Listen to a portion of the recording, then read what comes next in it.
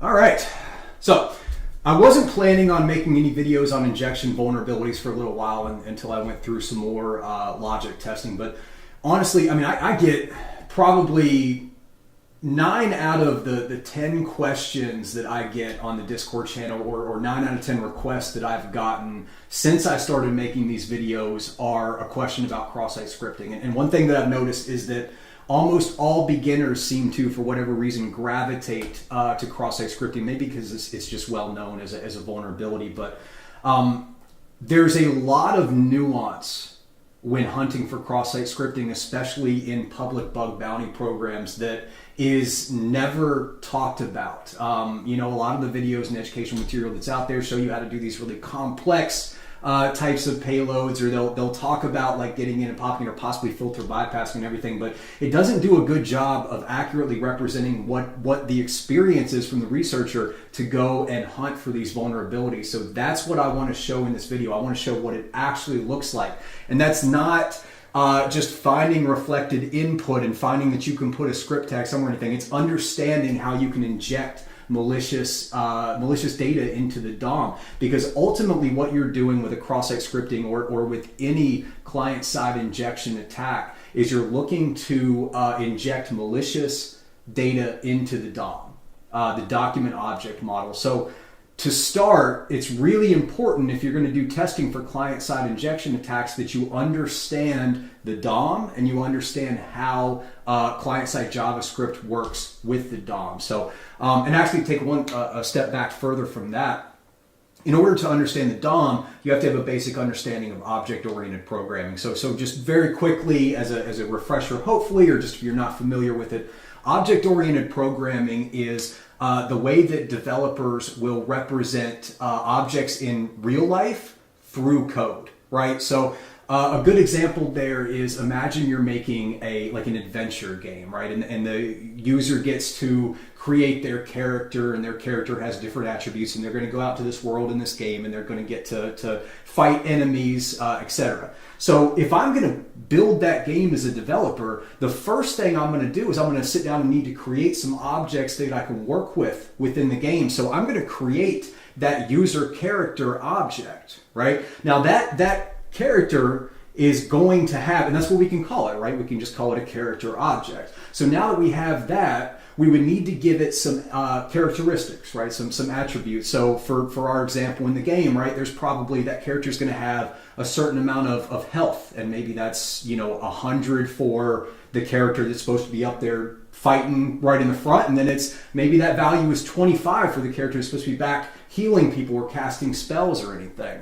They're going to have plenty, anybody who's played a video game would understand this, right? You're going to have probably strength and dexterity and agility and your magic and whatever it is, all these different attributes for each character, so that when the user does go and create that character, what's happening programmatically in the game is that character, while the program is running, that character object is what's called instantiated.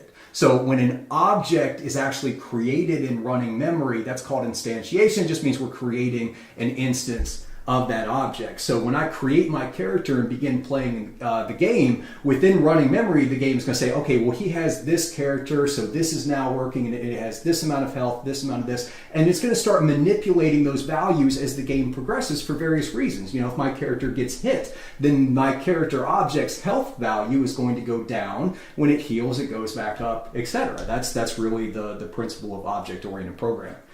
So if we take that back to the idea of a document object model. So what it is in the name. So you have a document object, and then the model is just, this is how we're modeling the way the data is handled within this. But the document object is meant to represent the current state of a web application that you are accessing within your browser. So what happens is when you go to a web application to test, and you type in, if you go to our program, flowcast.app, you type that in there, it's going to make a request out to that server. But before the request even goes out, the browser is going to instantiate a document object, and that document object is going to have all types of basic attributes and information that is going to represent the current running state of that application, right? So initially, the object is instantiated, it just has things like, document.location. So the location attribute of the document object that shows the URL that you typed into the browser there. But when the HTTP request goes out to the server is going to return data that is going to be added to that document object model. And that's how a web application works. As these HTTP requests are going back and forth between yourself and the server, the data that is returned is added to this document object, and the changes that's made to the data within the document object cause changes in the application within the browser there. Now, the other way that you can make changes to the document object is through client-side JavaScript. So no request is actually going out to the server, but there's client-side JavaScript. Remember, so when you're looking at a web application, the HTML is the nouns, right? It's the individual things that are there. The CSS is the adjectives, right? It's kind of giving it its color and its attributes and things. And then the JavaScript is the verbs. The JavaScript is telling the application what to do. It's representing actions. So the client-side JavaScript can actually accept user-controlled input and use that to manipulate the document object model as well, without ever sending a request to the target server for it to send a response. So these are two different ways that we can manipulate the DOM. But ultimately, for cross-site scripting, for prototype pollution, for any client-side injection attack, your goal as the attacker, as the bug bounty researcher, is to be able to inject malicious content into that document object. So the first thing you're going to do is you need to find a way to inject anything into that document object. And so I just mentioned the two ways that you can do that. You can either send a user-controlled input to the server, and the server will respond with that same user-controlled input reflected in the response, and that reflection will later be added to the document object. Or you can have what's called a source, a JavaScript source, which is a JavaScript method that is going to grab that user-controlled input directly from the DOM and then use that to manipulate another aspect of the DOM. And an example of that would be window.location.search, I think is how you get there. But right, so the dot search as part of the document object is going to access all of the query parameters in the GET request. If you do the dot hash, then that's going to grab everything with a hash fragment over it. So those are going to be our sources that would go into that client-side JavaScript. And then if that client-side JavaScript later passes that user-controlled input from the source into what's called a sink, which is just a vulnerable method that allows you to either execute JavaScript or write to the DOM, manipulate the DOM in some other way, and they don't sanitize or the user is able to get a malicious payload to write to the DOM through that client-side JavaScript, you would be able to deliver that attack as well. Now, in order to hunt for these client-side injection vulnerabilities, we're going to be taking three different strategies to do that. So, and this is something I want to start talking about more and more in my videos, right, is the strategies that we're using. And what I mean by that is, are we looking for a program with across all of the different subdomains within a program, and we want to find a program with a very large attack surface with a lot of different subdomains, so we can possibly find a hidden one of those? Are we looking for a program with authentication where you can register your own accounts? For the IDORs and access controls, we can really only employ one strategy, which is to find an application that allows you, or a program that has an application that allows you to register for accounts, and then you can go and test the boundaries. Client-side injection attacks are much more open, right? So anyway, so the first strategy that we're going to be focusing on is the one that I just mentioned. We want to do a very, very wide scope, and we are looking for any unauthenticated route that will allow us to inject some type of user-controlled input into the DOM. So what that means in practice is that, just like I said, we need to find a program that has a large number of subdomains that we can potentially test. And we need to work under the assumption, because this is really going to be the case, that the vast majority of unauthenticated pages have already been fuzzed to death, right? Client-side injection vulnerabilities are quite easy to find, or at least have some type of an alert that it could be there by automated scanners. So, if you're going to, we're going to do our testing on Starbucks program there. So if you're going to just the Starbucks login page and trying to test for client-side injection vulnerabilities, you're probably not going to find anything there, right? Because that's being scanned constantly. So our goal with the first strategy we're going to employ, which is the unauthenticated routes, is to find hidden subdomains or hidden applications somewhere within these unauthenticated routes that we can inject user-controlled input and manipulate the DOM in a way that would be beneficial to us.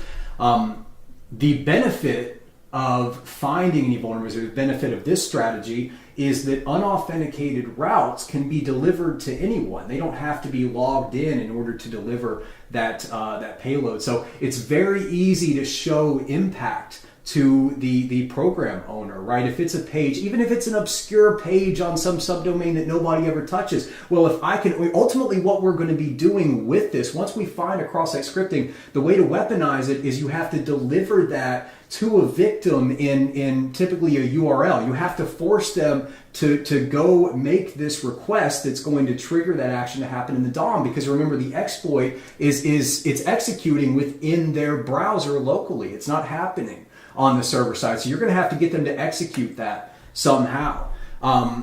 If they don't need to be logged into anything, and you can either get them to go to a malicious website, or you can deliver them a URL that would have that payload within it, and it will go and fire every time, that's going to have a significant amount of impact to the program owner. Whereas if it would only affect users that would be able to access that page if they had an admin role, and that's a very few amount of people, obviously it'll still have impact, but it won't be as widespread.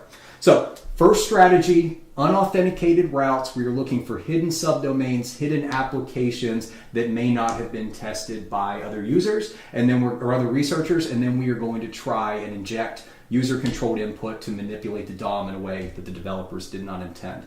Our second strategy we're going to employ out of the three is we're going to be looking for authenticated routes, and within that, we're going to be looking for either hidden endpoints or hidden functionality. Because again, we have to assume that if you can go in and register for your own accounts, there's already been fuzzing done on basically every attack vector on most of the endpoints that we can find. So we want to try and first of all find some attack vector, some endpoint, some functionality that is not as easy to find, because that is going to increase our chances of being able to find an actual way to inject something into the DOM, into the client side, as opposed to testing pages that have been done often. They've been tested a lot, and you probably won't be able to find much of anything there. The third strategy that we're going to employ, and the previous two focus on reflected responses from the server, right? So with unauthenticated or authenticated routes, you're going to be sending a request to the server. The server is going to respond with data that somehow includes the user-controlled input that you sent to them, and that's going to be written to the DOM. So the third strategy that we have is we're going to look for custom JavaScript files that we can potentially inject into the browser itself. So that goes back to when we were talking about sources and sinks, right? At that point, no request is going to be made to the server. Now, I say custom JavaScript because if you're looking at the chunk files or any existing JavaScript library that's being used, almost certainly it's going to be tested and sanitized for any cross-site scripting. Now, you may find a zero-day CVE, but that's essentially what you're doing. If you can find a cross-site script, if you're looking for cross-site scripting in an existing JavaScript library, you're actually doing security research. You're doing CVE hunting. You're not looking for just a misconfiguration within the application. And so I see a lot of people when they're first starting out, they get in and try and find these vulnerabilities within JavaScript that's coming from React or Angular or these third-party packages, and they're essentially doing security research, and one of the most challenging things to do, as opposed to just looking for a way to manipulate the application itself to inject that data. So we're going to be looking for custom JavaScript files that ideally have somewhere, well, not ideally, they would have to have somewhere within that file to grab the user-controlled input and then somehow later use it to either execute JavaScript or right to the DOM. So we're going to look for that. Now, one additional piece of this that I kind of tie into that custom JavaScript, the third strategy, is we're going to be looking for NPM packages that do have a known CVE. So this is where you'll see those the scan results that will say jQuery has this vulnerability and these methods and everything, and we'll talk about how you can potentially test those. But what I want to make sure I talk about with that strategy, and the reason I tie it into the rest of the strategies, is in almost all cases you will find that the scanner that has recognized that vulnerability supposedly exists, it has recognized that a specific package is being used on the client side with a specific version, but it does not mean that they're actually using the vulnerable method, right? When you have a CVE of vulnerability in these NPM packages, in almost all cases, it's going to be a vulnerability within a specific method within there, right? So like with Lodash, with prototype pollution, it's the fact that they're using Lodash as an older version doesn't mean it's going to be vulnerable to prototype pollution. They have to be using one of the methods that at the same time does a deeper recursive merge without sanitizing the user objects as well. So I kind of fold those in there, but we will take a little bit of time to show how to test those. And I just want to make sure and set expectations that if you're finding those, because these are questions I get all the time, right? If you're finding those scan results in Burp or something else, does not mean you're vulnerable or you found a bug. In most cases, you have not. You'll need to go in and find out whether or not they're actually using the vulnerable method. And the real way to do that is typically through fuzzing. So if your fuzzers are not finding it, then there's probably not going to be too much there. So those are our three strategies that we're going to employ to look for client-side injection techniques. And the last major thing that I want to cover in this video, and we're going to be taking a lot of notes about this and talking through it, is compensating controls. And this is the biggest gap that I see with beginners that are trying to tackle these client-side injection attacks. And again, almost always that's cross-site scripting, right?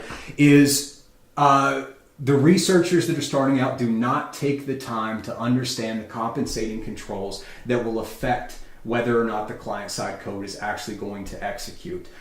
There's a lot of different compensating controls that can be put in place in an application to protect that application from malicious JavaScript firing. And it's always layers. I think this is a big part that people miss when they're first going in, is they see that their reflected input or their user control input is reflected in the response, and maybe it looks like it's not sanitizing the characters, right? They can see that greater than, less than in their script tag in the DOM, but yet the JavaScript is not firing, and they don't understand why, but they believe they found something. They're going to keep testing. The reason is these layers and layers of compensating controls. It's a principle called defense in depth that every blue team is going to have as a core tenet of their security practice, right? They want to make it as hard as possible to get that JavaScript to fire. They're not only going to try and stop those characters from coming in, there's going to be layers and layers within the browser itself when the request goes, etc. So in this video, we're going to be going through 7 different compensating controls that will have a dramatic impact on your ability to successfully inject malicious JavaScript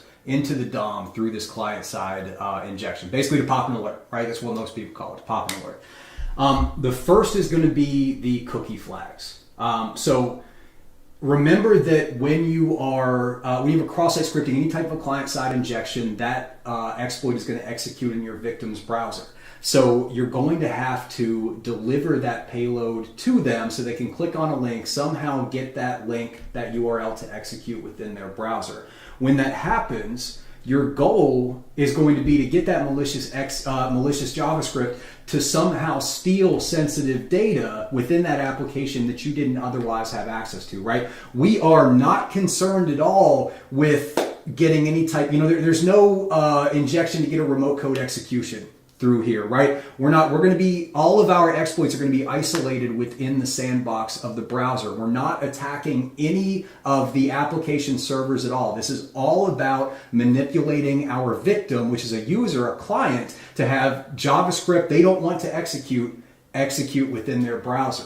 So when we do that, one of the most common ways that we can weaponize a cross-site scripting or a client-side injection to show impact is to steal that user's current session token. And then we can obviously use that to either get access to more data, or we could log in as them, etc. Our ability to access that cookie and append it as part of a request to steal it is going to be entirely determined on the flags that are added to that cookie, specifically the HTTP only. The HTTP only flag is going to decide whether or not that cookie can be accessed by client-side JavaScript. So if we have a session token with the HTTP only flag, we don't have the ability to just grab that value with JavaScript and append it as a query parameter and send it to our server so we can steal that session. We have to get more creative in the way that we can do it. So the cookie flags, and that's just one example, but the flags on our cookies are going to have a big impact on our ability to execute a cross-site scripting or a client-side injection. So one of the first things we have to do is go in and find out what are the cookies, what are the important cookies we want to steal, and then see what flags they have on that. We're also going to look at the browser security headers, right? So when a request goes to the server and the server responds, that response has several headers that can be included that are going to tell the browser what it's allowed to do and what it's not allowed to do. And some of those headers can impact whether or not client-side JavaScript can execute. So we want to take some time to look at what the server is responding with, what headers, to find out whether or not they have any additional protections there. The third that we're going to look at is a content security policy. And a content security policy basically tells the browser where scripts are allowed to load. Now, it's not just isolated scripts, but right, so for the purposes of client-side injection techniques, we're really only interested in the script source directive within the content security policy, right? It's going to decide, can scripts be loaded from anywhere? If they can, then I can load an external script and have it, I just do a script tag source equals evil.com and have that load in. But most applications are going to have a content security policy that would prevent that. It's obvious to see that if you get a DOM injection, the game's over. You can do some nasty stuff. So they'll put a content security policy in place to try and prevent that. And then you as an attacker, you now have to find a way to inject your script within the confines of the content security policy. One example of that is, well, maybe they allow injections, or they allow scripts to be executed from a specific CloudFront instance in AWS, but then also they have allowed that's a dangling CNAME that's vulnerable to a subdomain takeover, and we're able to go and get that, and you can then host your payload and inject it that way. You need to understand the content security policy and the guardrails it's putting in place so that you can know how to circumvent them later. The fourth is a web application firewall. I'm sure everybody that's watching this has heard of that at some point. A web application firewall will sit at the entrance before the application, and it will parse all of your requests that are coming through. And if it sees anything that it believes to be malicious, it will typically just block you outright from being able to send that request, which will stop the malicious response from coming back and that user control input from being written to the DOM. Very common expression in application security is if you want to make an application less secure, put a web application firewall in front of it. We'll talk a little bit about why that is, but first of all, obviously you can see that's not going to do anything for our third strategy, which is trying to inject something into the client-side JavaScript, because that request never leaves the user's browser. They click on the link and it loads the client-side JavaScript, but then the user-controlled input is all maintained within the browser. But then also it's always a cat and mouse game, just like with any other CVEs that you have. You're always going to be looking for bypass techniques and et cetera. So web application firewall is very, very common control that people are used to testing against. So we won't spend too much time on it, but again, I think it's important to know that this is just a one control in a much bigger picture here, and typically is not one that the team is even relying on very much. The next two are essentially user-controlled input validation. So you have client-side validation and server-side validation. This is, again, protecting against a cross-site scripting or client-side injection that would require a request to go to the server and then come back. But the developers are going to put in sanitization at different points throughout that process to try and make sure that no malicious characters are coming in. If they're doing it correctly, there are layers and layers and layers of this. So there's going to be a client-side validation just to see before the request is even sent. Those are obviously very easily bypassed by just using a web proxy or sending a curl request or anything directly. But they are an additional control that we want to be aware of. The server-side validations are going to be the much more common things that we're going to have to bypass. So that's where you send a request with user-controlled input that has your script tag, and it comes back transformed in some way. Maybe those greater than and less than symbols are URL encoded or a Unicode or something else. Something on the server side has manipulated those characters so that when it comes back and it's written to the DOM, it's written in a way that the developer intends to be safe, intends to not be able to be weaponized there. And then the final one, and this is really commonly confused with the client-side and server-side validation, but it's really important that we understand the difference, because bypassing this is a completely different methodology, is output encoding. Right, so as opposed to sanitizing characters and trying to replace malicious characters or detect them, etc., there's also just generic encoding that can happen to to the user-controlled input when it's written to the DOM.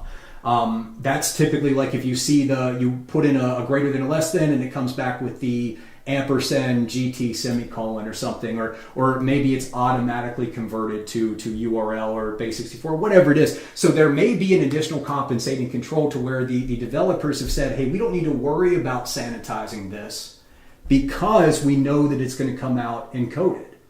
Again, completely different methodology, because now we're not trying to bypass something. We're trying to find a payload that would circumvent the encoding, which is something the developers didn't think of. We're not trying to break their sanitization attempt. We're trying to just find an output encoding option that would happen to create this JavaScript injection. So anyway, I think that's enough time talking. Hopefully that gives us a good amount of upfront information, but let's go ahead and hop in here. I want to do some actual testing as quickly as possible because I'm very excited about this one.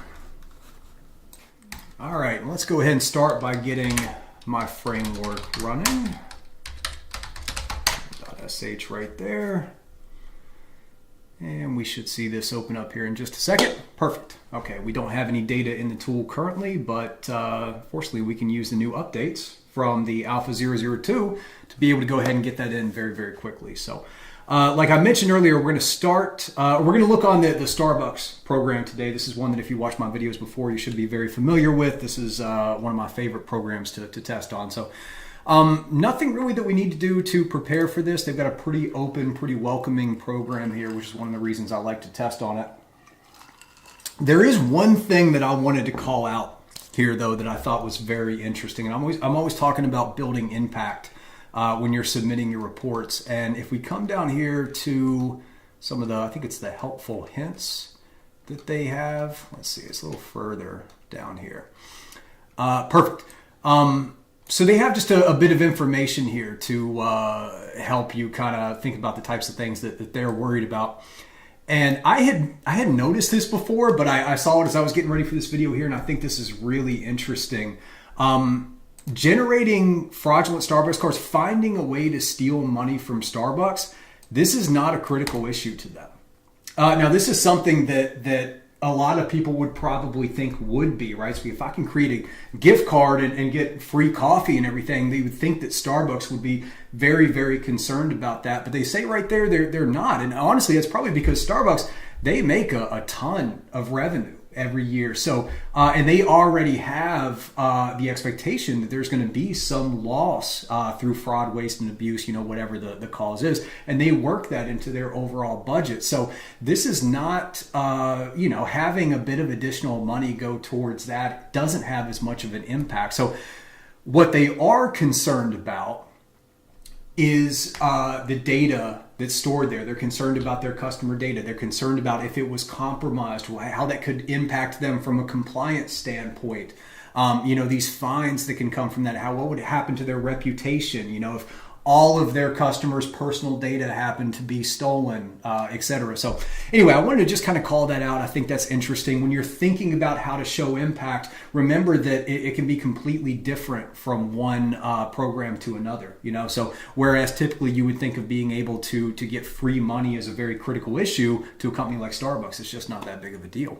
At least not to where they want it to be a critical issue. But okay, moving away from that, the two domains in particular that we're going to focus on is the Japanese and Singapore version of Starbucks, right? So you've got the Starbucks Singapore there. This is actually in English, which is great. And then the Japanese one, which is not in English, but that means that it's going to get less testing in there. So now, as I mentioned earlier with our strategies, the first strategy that we're going to use is try to test unauthenticated endpoints and specifically finding hidden subdomains that would have an unauthenticated endpoint that likely hasn't been tested. So in order to do that, we want to use my bug bounty hunting framework to collect a large number of subdomains so we can potentially find some that haven't been tested on. Now, typically that would mean I would need to come in here and add in, Starbucks.com or .co.sg, whatever it's going to be. But again, like I said, I have already done this. I've already run a scan against these domains, and I have uploaded them to my Arson Framework Scans repo here. So if I come up here to my GitHub, come to repositories, Arson Framework Scans, and you can see here, add scan data for client-side injection testing videos. So click on this, and we can upload this data. So let's go ahead and clone this down.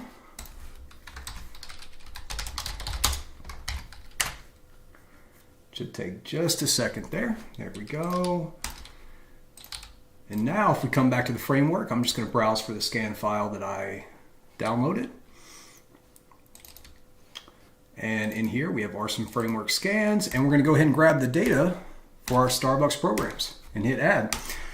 And that quickly, we have all the information we need to go ahead and start testing. We've got our Singapore and Japanese version here. You can see we've got 190 live URLs here, and then for the Singapore, 30. So much smaller attack surface for the Singapore version compared to the Japanese version. We're going to be looking at the difference, but remember, we're starting our strategy by looking across this the attack surface of both of these domains to try to find any hidden subdomains, any hidden applications that have possibly not been tested. And then from there, we're going to try to find a way to inject user-controlled input into the DOM in some way.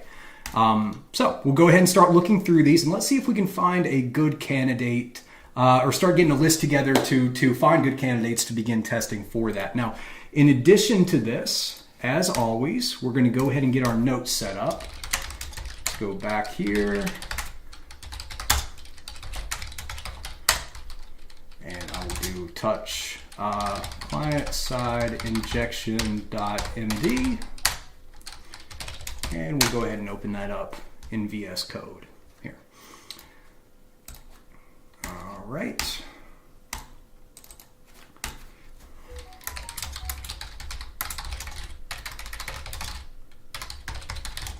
Telling you, I can never type while I'm recording. I don't know what it is about it. All right, so let's go ahead and get that saved, get that brought out there, and we can come over here and we can start looking. So the first thing we're going to do here is we are going to look through each one of these unique subdomains that also is a live URL, so that is giving a valid HTTP response when we reach out to it. And we're going to put them into different categories based on what we think we can do with them. And those categories, we'll go ahead and start getting a few of them there. I don't have preset categories. I mean, I definitely have, 7 or 8 that are in my head that I typically play with. But a lot of times what I do is start looking through the enumeration tab over here and just to kind of start classifying them based on what I'm seeing and build out the categories that way. But there's some that we can go ahead and that are going to be pretty universal across any program. So the first, and let's just do subdomains with valid HTTP response. And we'll start getting up these categories here. So the first one is going to be no functionality. So we're getting some type of a response from the server. Typically, these are going to be like a 503 error, some type of like bad gateway error or something. But so essentially, there's a DNS record, and it is getting to some type of cloud infrastructure, some type of infrastructure where it's trying to find an application, but there's just no application there, right? So these are ones that we're probably not going to spend much time on while we're testing. But that's fine. We can go ahead and get those sorted out. The next is going to be restricted access. Right, so this is where the application is returning a valid response, but there is clearly an application there, but we can't access anything. We go to the root domain, we go to any domain, it's a 403, or somehow they're blocking the access entirely, so we can't seem to get to any functionality aside from that basic unauthenticated or unauthorized response there. The next one is just going to be an API, right? And a lot of times what this is going to look like within the enumeration tab over here, and we can actually get moved over there to it, what it's going to look like in the actual page is we will get a valid response from the page, but we're going to be typically getting a 404, which means the endpoint is not found. And the reason for that is most APIs, they're not expecting somebody to go to the root directory. An API, an application programming interface, is designed to allow applications to talk between each other and manipulate data. So any requests that are coming into a subdomain that is specifically designed only for API calls is most likely not going to have a root directory. It's only going to have specific endpoints that a developer would know about beforehand so that they can send requests to it. They would also, you would expect the developer to know the parameters and how that data is accessed and manipulated.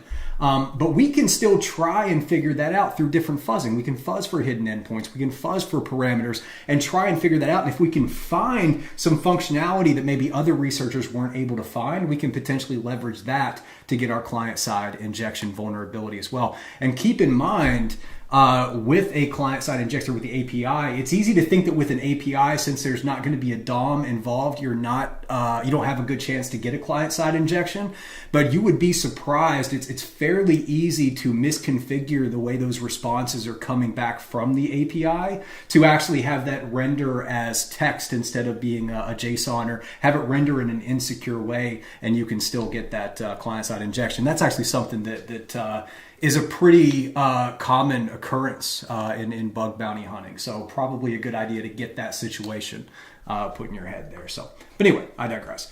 So we've got API, application programming interface. We've got no functionality. We've got restricted access. Now we're going to have basically login pages that we don't have the ability to log in on. In fact, that's what we're looking at right here, right? And this, if we look at what the domain is, right, Autodiscover, anybody who's familiar with .NET and Microsoft tech stacks is probably going to be familiar with that as well. But you can see the CNAME also. So the Autodiscover is a CNAME, so basically an alias for this autodiscover.outlook.com. So this is actually a login page to a Microsoft service. This is an external service. So this is going to be our next example here. We'll do an external service. Login page, can't log in. And then I'm going to copy this as well, because the other side of that, whoops. Try that one more time. What do you think? I'm going to leave that in the recording because screw it. There we go. So the other side of that is an internal service, right? So as opposed to finding something like this that's actually a Microsoft service, if we were to find a login page to an internal service, it was like Starbucks admin, or maybe they had some type of internal web application for their employees to access to track what the different stores are doing, what their inventories are, how much money they're making, how much paying their employees, that would be a fantastic target for us to try to leak data. And the first way to do that, for client-side injection, we could try to get a cross-site scripting on that unauthenticated login page or some other unauthenticated endpoints in that subdomain that we would be able to find there. And then the last category that I'm going to go ahead and create to start is full app with authentication. Right? And this is going to be our main Starbucks application, right? So somewhere in here should just be the basic, the Starbucks Singapore. It's a basic A record that goes there so that we open this up. We would be able to log in. We would be able to register for accounts. So this is where we're going to be able to get in and start doing our deeper testing. But first, we're just going to look at the unauthenticated routes, and that would be our additional category there. So this gets us set up, right? We've got 6 different categories that we can now start going through and sorting these URLs that have been discovered based on which category we believe they fit in here. So now let's go through each of these one by one, and we will do our best to put them in one of the categories we've already created, or if we need to, we'll create another category and see what we end up with here. So we've already looked at this, right? We already know that this is a login page that we should not be able to log into, and it's an external service. So we can hop back here and just drop this one here. And if we come down to campaign, so campaign is another C record or CNAME record, but it's going to an Elastic Load Balancer in AWS. So this looks more like an actual application that we would expect to see. Looks like it's actually a redirect here to the www as well. So from what I'm seeing, I think this is actually, it's from an HTTP as well. I think this is probably just a hard-coded redirect. That's what it looks like at this point. So I'm going to put this down as the full application. And then in parentheses, I'll just put core app right there. Actually, let's do redirect. Redirect to core app right there. And we'll find out if that seems to be true. Same thing over here, right? This just has the port embedded. We don't need to do that. Here's another example of an external login page we shouldn't be able to log into. This right here is looks like they're involved with their .NET, their Azure infrastructure. So we'll go ahead and copy that. Now, it's not that you can't find vulnerabilities here, or you can't find client-side injection vulnerabilities here, but in most cases with these external service login pages, you're going to be looking at known CVEs, and with a cloud environment like this, it gets even more unlikely that you'll find something there. If you do see Cisco routes or anything, if you're seeing it to where it's like self-hosted and you think you're actually accessing a physical device or something that they have to maintain and update, definitely take a look for CVEs, and you can do a little bit of testing. But I would not expect to find just a generic client-side injection here on an endpoint like that. Here's another one.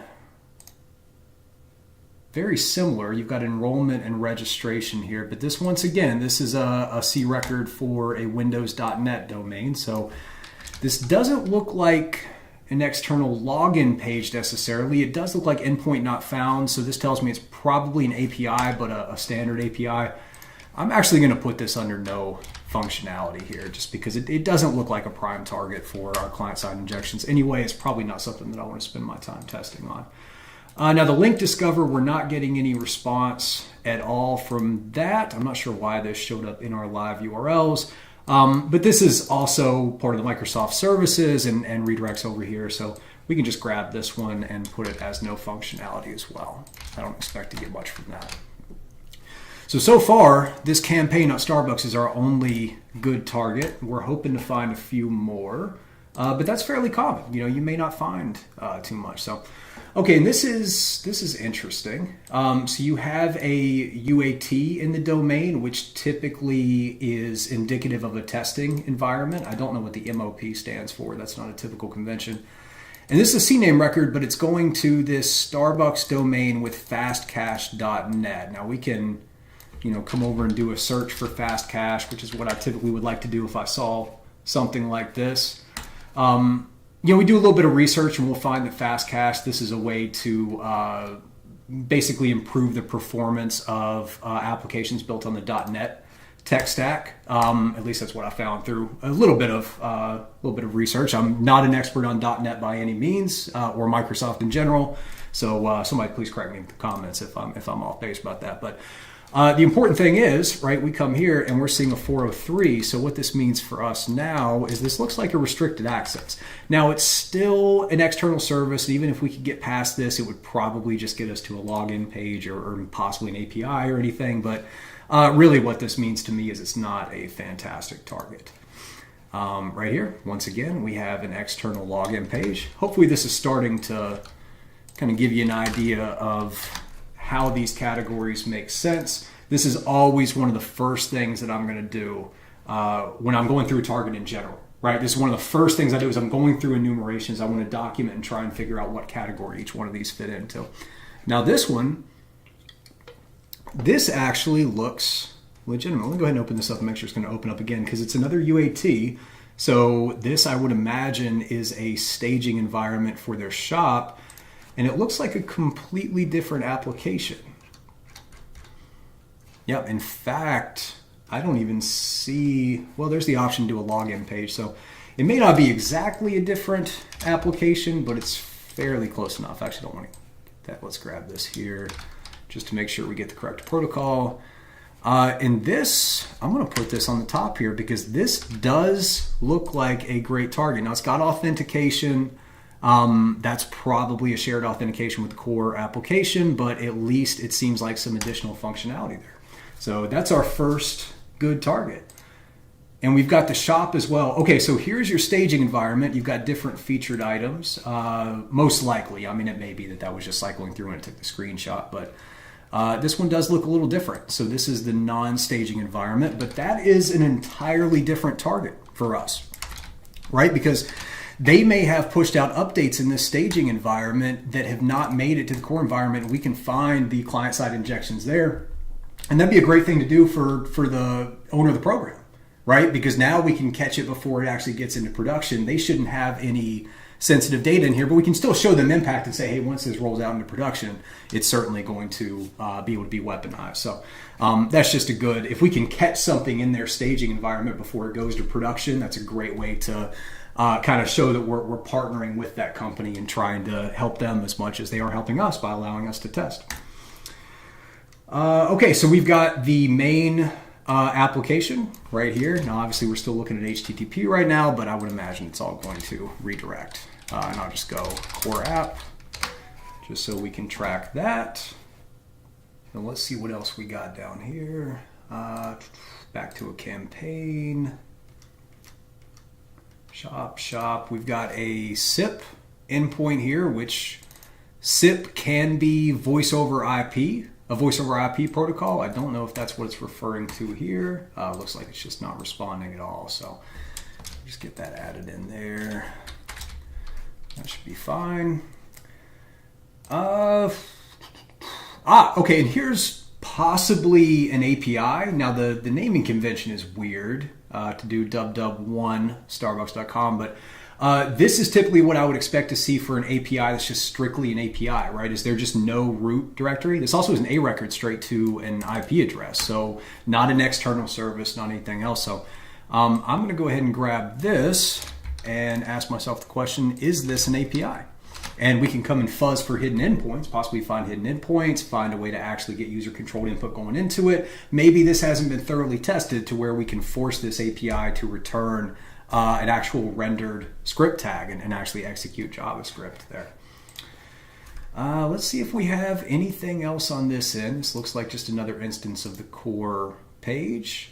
This is most likely just the generic staging environment for their core app. So let's go ahead, and this is a restricted access. So we want to bypass that restricted access to try to get, somewhere that we can, some attack vector that we can inject something into the client. But I think that's about it. This is a fairly small attack surface. It seems like a pretty consistent tech stack, right? We're seeing a lot of stuff with .NET. We've got the auto discover, the link discover endpoints, everything that I would expect to see from a typical .NET application here. So I think we can go ahead and move on from the Singapore, and let's go to the Japanese version of it, which I have already done some poking around, and they have a completely different technology stack. I think it's really fair to say that these are completely different development teams, completely different technology stacks. They likely don't work at all with each other.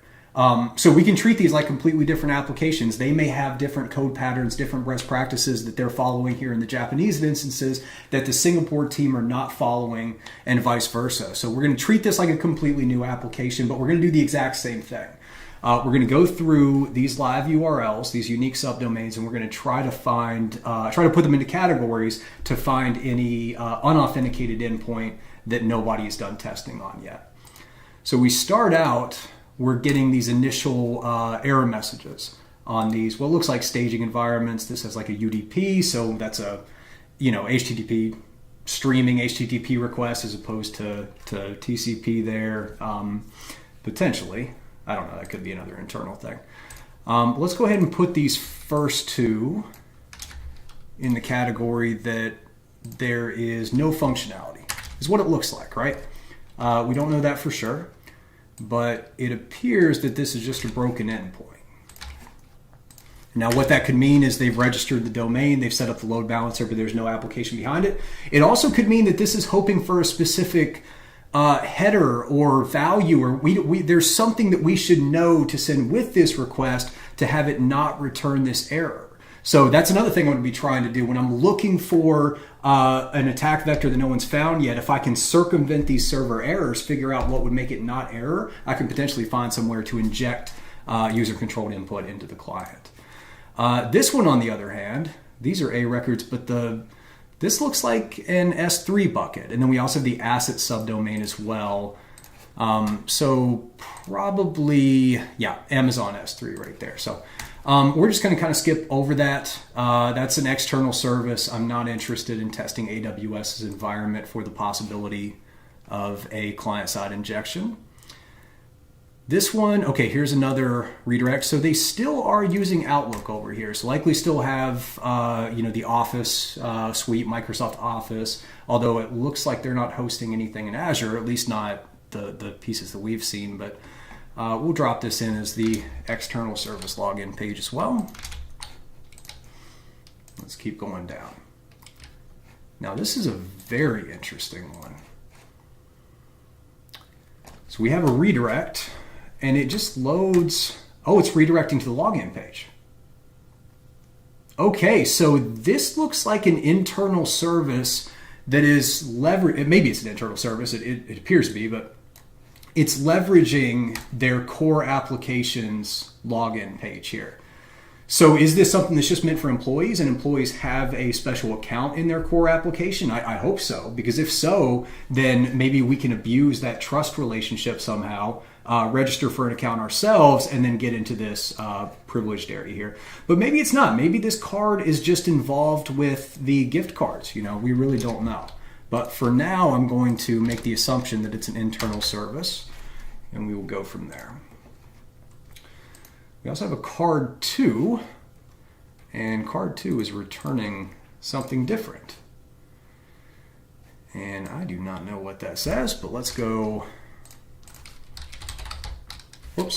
Japanese. And by the way, there's extensions and 100 other ways to do this better, but I just want to do this way for now. Okay, so this one seems like it's just not available. So card 2 is maybe a test environment, or maybe they're working on a new instance of this part of the application. But this one I'm going to add for no functionality right now. But again, even in all these no functionalities, we can still do some fuzzing to try to find some functionality there, or see if maybe there is something hidden behind it. But these are probably the least likely. These or these are the least likely to find any client-side injection on. All right, let's find some good targets. This one doesn't seem to be loading. That's kind of strange. Let that load for a second, see if anything happens. Is there anything in the DOM?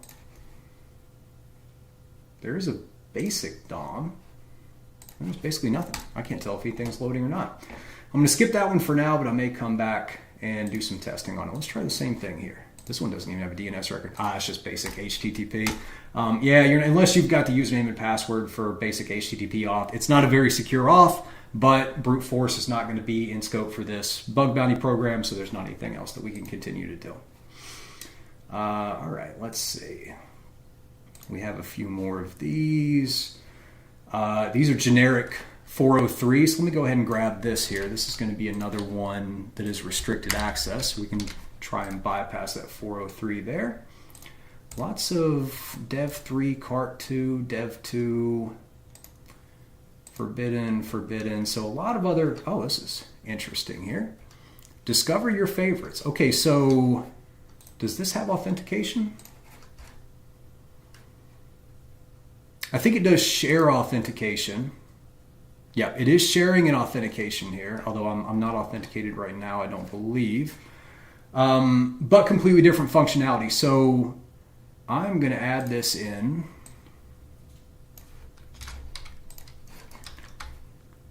To this right here, the full app with application. I think this is a piece of the core app.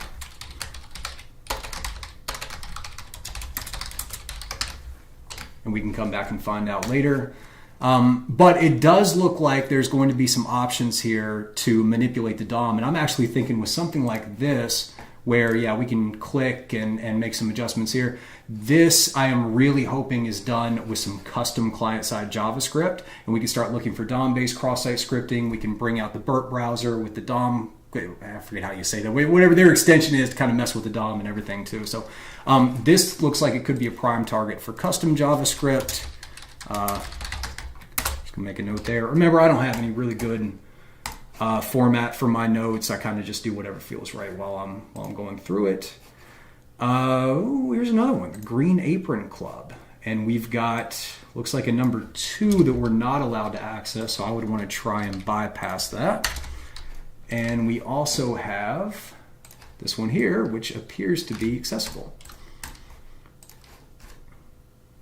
And anywhere that we can potentially have user-controlled input that can make it into the DOM, we want to test that. So this takes us back into the login page, but it certainly seems like this is a possibility that we could inject something in there. And it does have authentication as well. It just shares that authentication with the core app, which, again, you know, is this the Green Apron Club? Does that mean that they are Starbucks workers? Is this an internal employee portal that you can log into? And in which case, if it's leveraging the session from the core application, and their employees are told, yeah, go register for the core application, then you can come, and it's essentially a single sign-on implementation to get in here. That's big for us as bug bounty researchers, because that means we can very easily show impact. We can target the session of the core application, but we can target Starbucks employees that would have access to these endpoints under the Green Apron Club as well, that are probably going to be more sensitive, have more sensitive data to them. So this is going to be a very, very good target there. We'll come through a few more.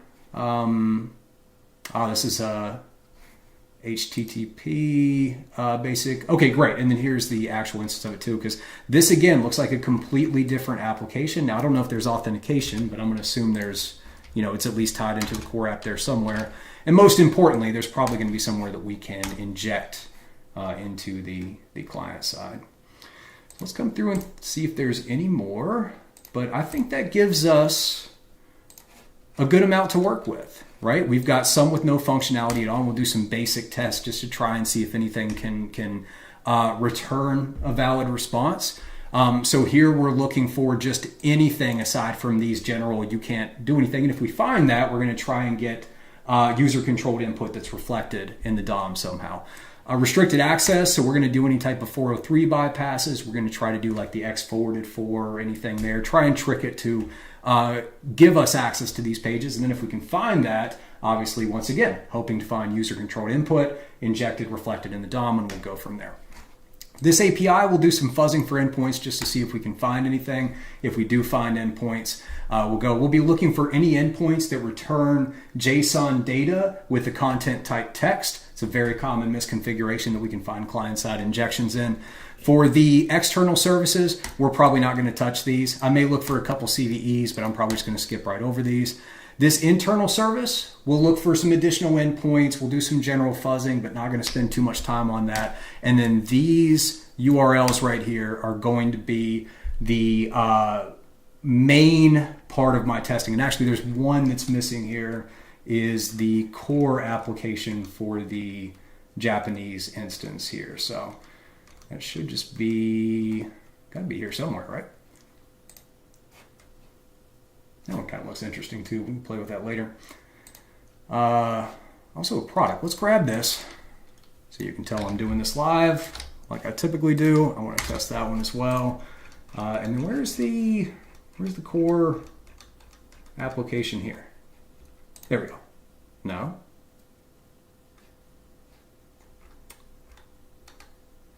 Should be starbucks.jp. Let's just come over here to, what happens if I open this now? So it gives me a forbidden. It does not. Okay, so my scanning must have gotten me blocked temporarily. So unfortunately, we may want to come back and test all these 403s. They may not be 403s. It could just be the Cloudflare or CloudFront WAF that's catching it there. But anyway, this is the core app here. So let's go ahead and copy that. And I'm actually going to get this. Let's do this. I'm going to move this one down here as well, because we will do testing on each of these first. And then when we move down to these two, this is actually going to move from our unauthenticated endpoint strategy to employ our authenticated testing strategy. We're going to go ahead and create some accounts, and we will try to do fuzzing for hidden endpoints, hidden mechanisms, hidden functionality within those authenticated routes of the application there, and talk about how we can weaponize that too. So let's start going through these one by one. And the first thing we need to do is get Burp Suite products. We're going to be using that to capture our sitemap and be able to send requests just like we always do. And we'll do a new project, and let's call this client-side injection right there without an equal sign. And we use the burp defaults there. And now we'll go ahead and come over to our sitemap, and I want to add two different settings to the scope. So let's do one for each here. We've got our co.jp.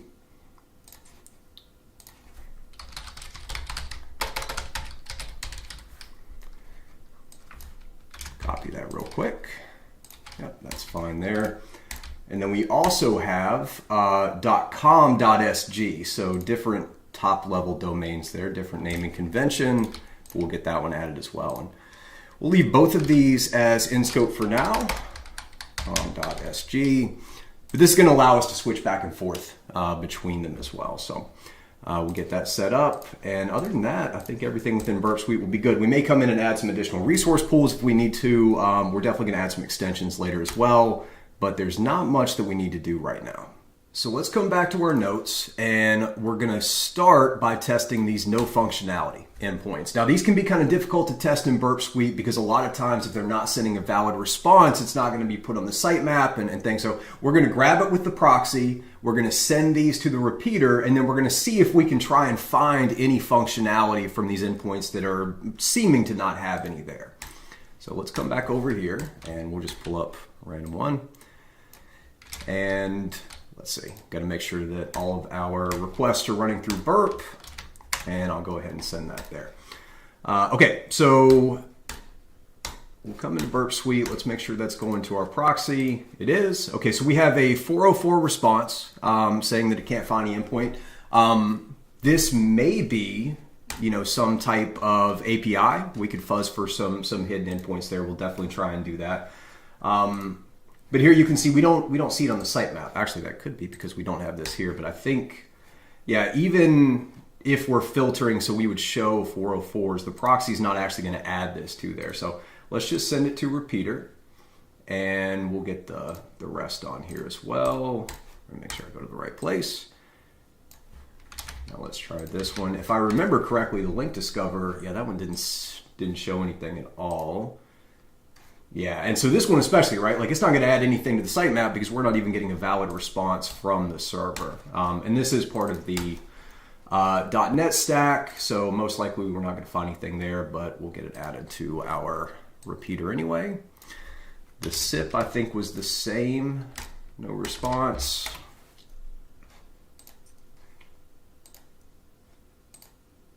Yep, same thing as well. But we'll still add it to repeater, see if we can get a valid response.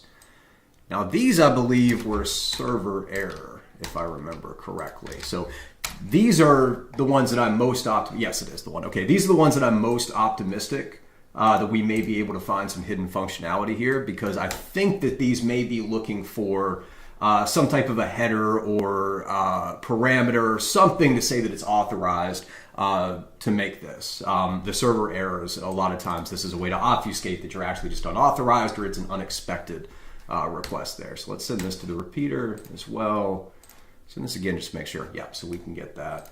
I think the other .jp was the same here. Okay, and this one is an account UDP.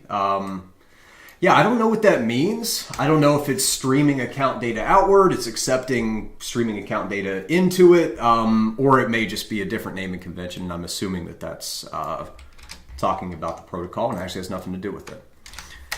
All right, and the last one we got here is this card2. I don't remember. Oh, that's right. This one is a redirect. It redirects over to here, and I looked up that message, and it said basically you can't use this one right now, I believe. All right, let's make sure we can get that. I really only want to look at this one here. And so this is actually, I don't know if this would be considered no functionality, right? When we send a GET request to the root directory, we're getting a hard-coded response. So my question is that the only functionality that we have here? Is this card2 just designed to redirect over to this this domain right here, or are there other endpoints, other functionality within this card2 domain that we can possibly do some testing on? That I don't know. But yeah, if we come to the target, right, we don't have anything in here. Really, the card was the only one that is showing up in our sitemap, because we're not getting a valid response from anything else. But that's totally fine. All right, so we'll move past here. We'll come over to the repeater. And then again, we're going to try and find any way to get a different type of response from this endpoint here. So I'll start by just sending a request. So again, the 404 makes me think that maybe there's some other endpoints here. So let's start by fuzzing for some hidden endpoints, and we'll do that two different ways. So first, let me come up to extensions, and I got to add param miner here. Scroll down. Where are we at? Param miner. Here we go. Also can sort by the popularity, because you can see this is one of the most used ones. For anybody that's not familiar, param miner allows you to fuzz for hidden parameters, hidden headers, hidden cookies. It's created by Portswigger. Really phenomenal extension here. This is definitely mandatory for any bug bounty hunting. So we'll come back over here, and now once you have that extension installed, right, we can see here that it's been installed and it's loaded. Then we can come back over to repeater. You can also do this in the sitemap, but we don't have this in the sitemap. Right click, extensions, param miner, guest params. And now, again, we're sending a request to this endpoint and it's responding with a 404, but that 404, it's clearly from a Windows service. So what I would do with an endpoint like this, we're just trying to get any type of functionality. I'm going to do this to each of the endpoints that we're testing, or domains that we're testing here. I'm going to try and just guess everything. I want to throw this at it, a bunch of random parameters, a bunch of random cookies, random headers, and let's just see if we can get any type of a variation in response. Because param miner is going to do that for us. Let me hit enter through those four there. Param miner is going to do that for us. Param miner is going to go through and it's going to send chunks of various different parameters, very different headers, right? So it'll send a request to say, test equals test, and blah equals blah, and foo equals foo, right? But it's going to have probably like 100 different parameters there. And what param miner is looking for is there any major variation in the response from the baseline? This is our baseline. So is there a difference in the content length? Is there a difference in the amount of time it takes to come back? Difference in the response? Difference in the actual content that is coming back? Anything that would tell Burp Suite that there could be an impact with one of these parameters, or again, it's also going to do forwarded for colon, blah, blah, whatever it's going to be. But yeah, can we send this, and is it going to give us any type of a response? Oh, and this is interesting. Actually, just doing that, it's breaking it somehow. So I wonder how well that'll happen. It doesn't seem to like the parameters there. Well, now it doesn't seem to like much of anything. I am not sure. Did I just mistype something as well?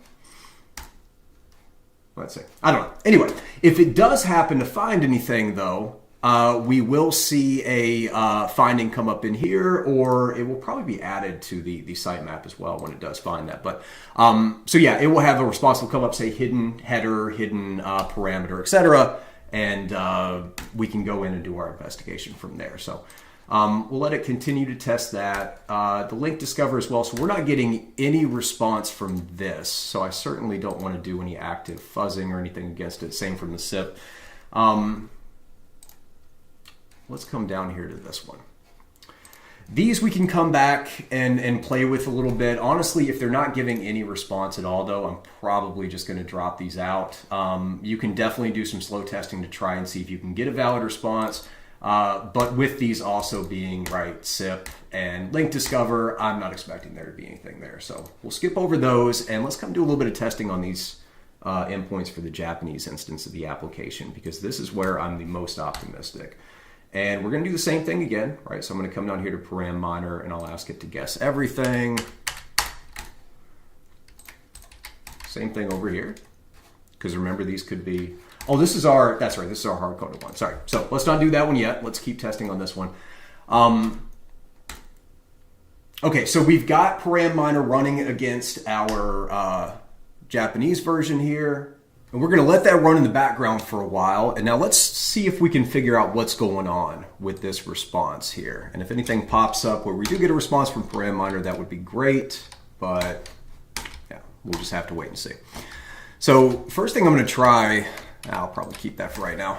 I want to just try Googling this error message. And what I'm trying to figure out, and that kind of answers my question, but is this a custom error message that the Starbucks team in Japan they've created? It certainly looks like that, but this could be a generic error message to where I can identify what technology is returning it and possibly figure out how I can get functionality here. Now, obviously, if you look at this, there's not a lot of responses. We're not seeing Stack Overflow articles. We're not seeing Medium articles, things like that. So this looks like a custom error message that they have created to respond when this endpoint just doesn't get a request that it expects, right? So hopefully one of the headers or one of the parameters or values here is going to send a different response. Let's just play around a little bit with it. Let's come up here, see if there's any difference from removing the cookies. We still get the same thing there. Yeah, there's not too much else that we can do. We can go ahead, let's send this to Intruder, and let's also see, first of all, I'm going to build a resource pool that's much nicer to the servers here. So let's do our low and slow. Remember, we want one maximum concurrent request. I only want to send, numlock helps, one right there, and we'll do one every, let's do 750 milliseconds, so almost a full second, but then we'll do some random variations within that, and then we'll make sure to back off if we start getting any bad responses there. So I'm going to go ahead and let's do arson. Yeah, that's fine. Arson, right? So we'll just put an arbitrary header there, and just first of all, let's make sure, let's see how it responds to a generic header being there. Interesting. It doesn't seem to like that. What happens if I come back here? Doesn't look like we're getting any response at all. So the problem, I think, let's cancel this. Oh, let me say, hit enter right there, send. And now we're getting a response. Okay, so the reason that was happening, let me come up and hit this button here. So an HTTP request has a very specific, it's actually a byte stream. It's a stream of individual bytes here, right? So every one of these characters is a byte. We can be converted into hex there. So, and every line here is ended with this return carriage and line break. That's what the server is expecting. That's how it knows, because this is not, it just comes as a stream of information. It says, okay, this return carriage line break, that means, okay, that one's done, and now let's start reading the host header. Okay, that's done, now let's start reading another header, et cetera, et cetera.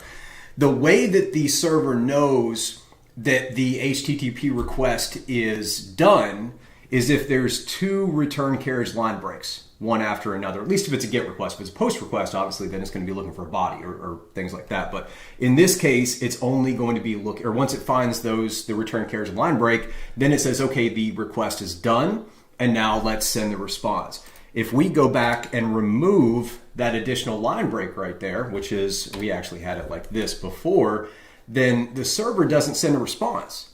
Because the server is waiting for that second return carriage and line break in order to send the response. And then it's like, okay, now I know everything is done. So that's the reason that we didn't get a response there. If we hit enter as well, now we see that we get the response. So that's just something additional to know. Didn't think I was going to run into that, but can be helpful if you run into it. So anyway, so that's fine. Let's see how it likes our arbitrary header now that we can do arson. See if that has any impact. And it doesn't. Okay, so that's perfect. So that means that we can do a little bit of fuzzing there.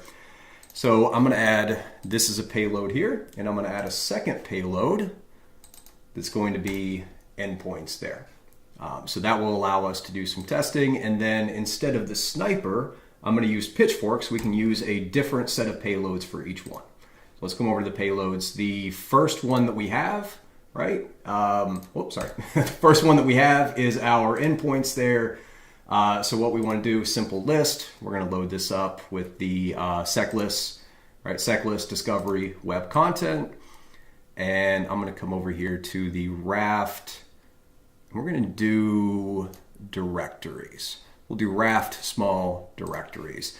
The reason for that is I'm just hoping to find any type of variation. I think the directories word list is going to give me the greatest chance to do that. So we'll add that in there. And then for the second one, remember, our second payload is going to be this header. Let's come in and see if we can find any headers to use here. Actually, I don't think the headers are in the web content now that I'm thinking about it. Let's go back to seclist, and I believe this would be under miscellaneous, and then source code. Am I right about that? No, that's probably not right. Web, that's right, okay. Web, okay, and then we've got a few different ones here. Should be within this folder. Come on, open for me. Perfect. Okay, and then I know we have some that are, okay, so we've got an IP address, non-standard examples, we've got fields and examples right there. So I think what we want to do is the fields, if I remember correctly, that should be the server names. It is, perfect, okay. So we'll go ahead and get that one loaded up. We've got the non-standard and the standard. I think that's good. That'll give us 67 payloads there. So, okay, so we have two different payloads here. We're going to be fuzzing for endpoints. We're also going to be fuzzing for hidden headers. We are doing two of the different word lists there with the pitchfork. So it's going to run them at the same time. And then we're going to do our low and slow resource pool. So this is just slowly going to send these requests as well. Hopefully something will pop up that we'll see a variation. But again, anytime we're doing this automated testing, we want to get it running in the background just to kind of help us. We never want to overload the servers. We don't want to overload our own machine as well, although we can always reboot that. But it's good to have this running in the background while you're testing so that you can come back at different times and see if you do see any variations that could potentially point to some hidden functionality. So we'll go ahead and hit start attack there, and we're just going to let this run in the background. And you can see our baseline, right? In fact, let's come up here to the columns, and I want to take a look at the response time as well. But you can see our baseline, right? We're getting a 400 status code. We're getting, taking around under 200 milliseconds for the response, which means this is almost definitely being kicked back very quickly. There's not a lot of processing happening on the other end. And then we've got our 885 for our response. So any variations in those numbers, any errors, any timeouts, anything like that could tell us that there could potentially be some impact to the request that we're sending there. So let's go ahead and minimize that there. The pitchfork is going to end quite quickly. So if that one doesn't work, I'm just going to start one more after that. Doesn't look like we're getting, ooh. Interesting. Okay, let's send this to the repeater. You see that we have a variation in the response. When we send a GET request to the login, we are getting redirected to this HTTPS. Are we using HTTP for this one? Or how is that one working? Thank you, robot, for calling in the middle of that and then hanging up. That's great. I'm going to leave that in the recording because that stuff is really, really annoying and it happens all throughout the day. So that's phenomenal. Oh, there's a redirection here. That's what I'm looking at. Okay, so follow the redirect. We still get a bad request, but now, is it every time? Okay, so this is a little bit of different functionality, right? We're getting the response directly from Google. So this endpoint that we thought had no functionality, now we've actually found through our intruder that if we send, and I wonder if we need that header as well. Let's try that. Let's come back over here. It's doing accept language twice. I wonder if that has something to do with it. I'm guessing not. I'm guessing it's just the login. So let's get rid of this here. Let's go all the way back, right? Just this, get rid of the accept language. We're still getting the Google redirect here, stage.login. Okay, so this login endpoint is causing us to get redirected where we were not able to find any other functionality. So let me go ahead and copy this over. And that is under the stage 2, right? I can check for the UDP as well. All right, so we're gonna do that, and then we will say returns 301 hard redirect to, we'll just call it 400, and then we'll capture this.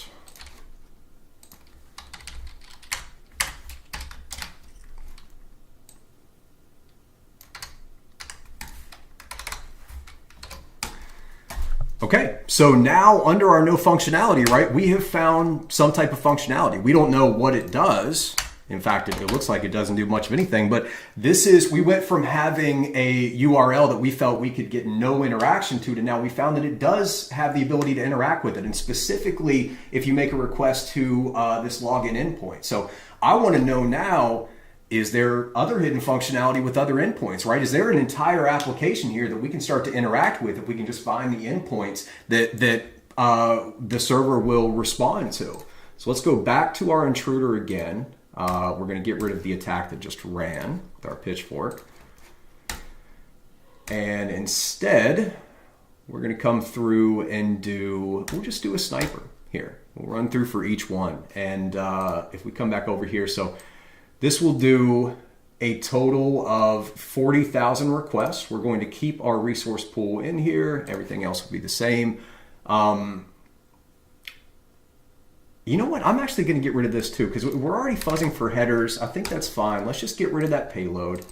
And let's just see what happens. Because we found the login endpoint, let's just directly do some fuzzing for the endpoint. So I'm going to let this run in the background. Again, I want it to be very low and slow.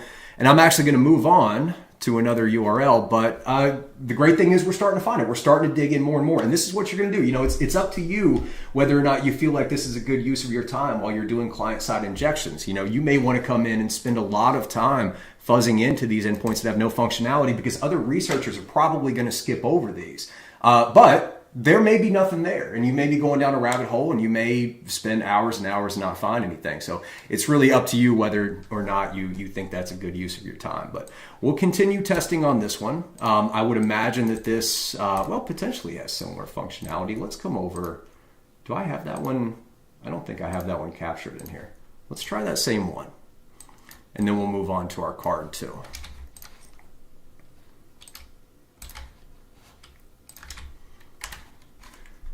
So that gives us the same response.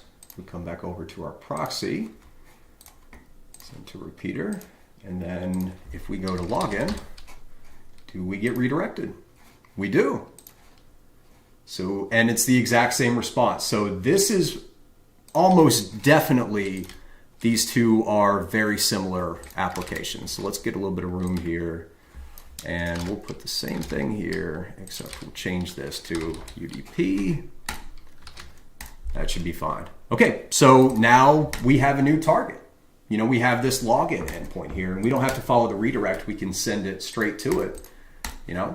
So I want to come back in here. You know, now we'd come back in and do the param miner again. Now, I'm not going to do this right now because I want to let the others finish running. I want to give it a little bit of time. But the next thing I'm going to do is start fuzzing for get parameters, right? I'm not as interested with the headers, although it may give some response. Actually, with this Google, it may be a good idea to see response with headers. But for now, we're just going to let those run in the background. We'll keep checking in on them, and we're going to continue to poke at these and try to find anything else that's going to be hidden. So I'm going to move this back over here, and let's move this with it. Where's our card too? There we go. Okay, so for this one, we already are at a redirect. So what is causing the redirect? Is there any additional functionality that we can get outside of this? Let's see, first of all, do the cookies have any impact on it? Doesn't seem like it. Most likely it's going to be the endpoint here. Let's just see what happens if we give it an arbitrary endpoint. Doesn't seem to mind. We don't see anything redirected here. So this very well could be just a hard-coded redirect. Interesting that it is forcing us to have this cookie here. But yeah, I would really just go and do the same thing, right? We're going to fuzz for endpoints. We're going to fuzz for hidden headers. See if there's anything else that we can do. The last thing that I want to try that's different from anything else that we've done is let's see if we can just give it, let's send this to intruder. Actually, let's see where the redirect goes first. That's right. Okay, so it's to an entirely different domain. So let's send this to our intruder as well. And we'll get rid of this arbitrary value, but I am going to add a payload here. And coming to the payloads, I'm going to do some actual fuzzing. We'll come back to the fuzzing library here. And I'm going to try just throwing some unexpected input to this and seeing if that will disrupt the way that the load balancer is processing these requests. You know, if I send it a null byte in the path or anywhere else, is it going to make any difference here? So let's do, where are we at? The URI hex right here. So this is just the hex encoded version of every possible ASCII character. And then we'll do the same thing with the Unicode version right here. Right, so we've got all the different Unicodes. Now we've got a double double hex encoding right there for that. So let's come over to our resource pools, hit the low and slow, and we'll send that. We'll just let these run as well, and we will wait and see if there's any type of variation in what's coming back. It's a lot more payloads than I expected there, but that's fine. Let's go ahead and start this attack. We'll go and check on our other one real quick. Looks like we're still getting that 301 from the login, but I don't think there's anything else. No 500 responses, nothing there. Anything that's taking much longer. Doesn't look like it. Okay. So we'll let those run in the background. Oh, no, don't do that. Sorry. We'll let those run in the background. And in the meantime, we can go ahead and move on. So let's go ahead and jump into our next category here, the restricted access. And we would expect each one of these to return some type of a 403 response. And a lot of our methodology here is going to be trying to bypass that 403 response. So this is similar testing to bypassing access controls, because ultimately that is some type of an access control. We just have to figure out what access it's trying to control, right? What it's trying to validate. Is it trying to see if we are coming from a specific IP address, if we have a certain session token, if we have a certain user account? We don't know. But for some reason, Starbucks has decided that we as an unauthenticated client should not be able to access any of these URLs. So since we are, ethical hackers and we're trying to make the application do something that the developers didn't intend for it to do, we're going to try and access them anyway. So we'll do the same things before. We'll come up here and we'll just get them populated in the sitemap, or at least in the proxy there. Okay, so we do have a 403. Let's kind of close out of some of these here. I want to keep that. So we got a 403 for the mop. 403 for this one as well. I actually want to document that, because anything outside of a 403 would make me question whether or not these are in the right spot, unless it's just sending a different response, but is still a forbidden. Okay, so this one's a 403, and I want to do CloudFront right there because it's different. This is just kind of generic. And this one here, I think if I remember right, was the same thing. Oh no, this one's an HTTP. So we would actually get a 401, I believe. It should be a 401 unauthorized. Yep, 401 response right there. Okay, so 401 basic HTTP off. And unfortunately, there's not a lot that we can do to get around this. We can try and do a little bit of fuzzing, but usually if you're going to attack basic HTTP auth, you're going to do it by trying to brute force it. But yeah, so we'll see. But let's come back over here to Burp Suite and let's make sure that each of those has been added into the proxy. Right? So which ones are we looking for? Mop, dub. Both of those are UAT. Let's try and grab those first. That's right here. And we are getting the fave icon from that. So that's good. It's letting us at least get to the application itself, I would think. Unless the load, this looks like it's coming back from the load balancer. So maybe the load balancer is loading up the fave icon too, maybe from a cache. But anyway, I digress. Okay, let's send that. We've got the UAT, send that to repeater. The dev was another one, correct? Yeah, the dev was the one right there. And then this is our basic auth. Send this to repeater as well. So if we send this with the basic HTTP, it just goes straight to the unauthorized from the repeater. So we can do some fuzzing on that. Let's get the responses on each of these just to see. Again, CloudFront right there, so we could also attempt to bypass that. And here we just have a generic 403. All of these are coming back from the load balancer, right? We've got a bit of a variation here. Got another hop header. So definitely want to do some testing on some hop by hop headers to see if we can get some different functionality as well. This one's coming from the ALB, this one from CloudFront, this is basic HTTP. So we have 4 different URLs. We're being told through all of them that we should not be able to access this for whatever reason, but we're going to try and access that. All looks like it's different technology or something different that we're actually trying to test. So let's come up here to our extensions. Probably the easiest way to do this. So we come up to the top. There's the 403 bypasser extension here. And this is going to run through several different options you can see within the URL. It's going to do some header payloads. Just automate a lot of the same processes here that would be documented. Let's go here. We'll go to book, Hacktrex, 403 bypass, and 401 bypass as well. So a lot of the techniques that are going to be listed within this page here, and by the way, if you're not familiar with book.hacktrex.xyz, cannot recommend it enough. This is the unequivocal resource for everything you can possibly think of for offensive knowledge. But yeah, you can see several different techniques that we can use to try and get the load balancer of the application to allow us to send a request even though it's trying to block us. This extension will do pretty much the same thing, automated. Looks like we're going to have to get our standalone Jython set up. I've done this in other videos, but I can do this here as well. I may actually already have it downloaded now that I think about it. Yeah, I actually do. So that's good. So we'll get that downloaded. Remember to get it added. Go to extension settings, go to the Python environment and the location of the Jython standalone jar. We're going to select the file there. And yeah, it's in the downloads. I did already have a version of it. All you have to do is get it added there. You don't have to click anything else. You can close out of it. And then from here, remember, you just need to click off of the 403 bypasser or whatever extension you're looking at and click back on, and you'll see now you have the option to install it. So let's go ahead and do that. And we'll come back to our repeater. And so we've got 1, 2, 3, and 4. We're going to get that running on each one of those. So we'll right click, go to extensions, 403 bypasser, bypass 403. We will do that for all 4 of them. And the last. Okay, so we're going to let that run for a little bit. I'm not going to show this in the video just because it's already going to be a very, very long video.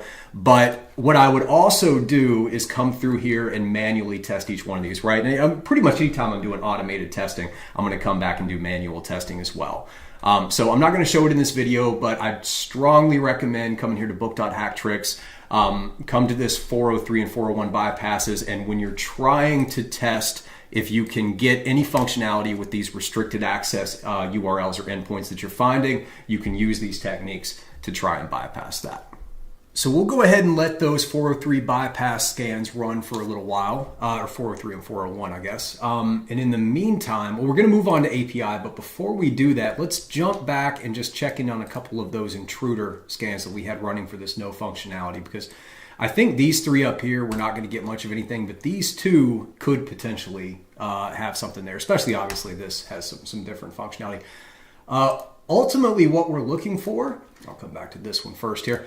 Ultimately, what we're looking for is some way to inject user-controlled input that's going to be reflected in the DOM. So here, right now, we're just looking for any type of a response outside of this generic, hey, we can't get any functionality at all. If we find that response, then our next job is to be able to go through and try, or at least try to find some way to inject user-controlled input and have that be returned by the server. So, but the first step for these no functionality endpoints or domains is that we need to find any type of a valid response. So some of you may have already seen, looking up here, that after our scan is run, we actually got two pretty big variables here. You know, everything else, let's get rid of that one there.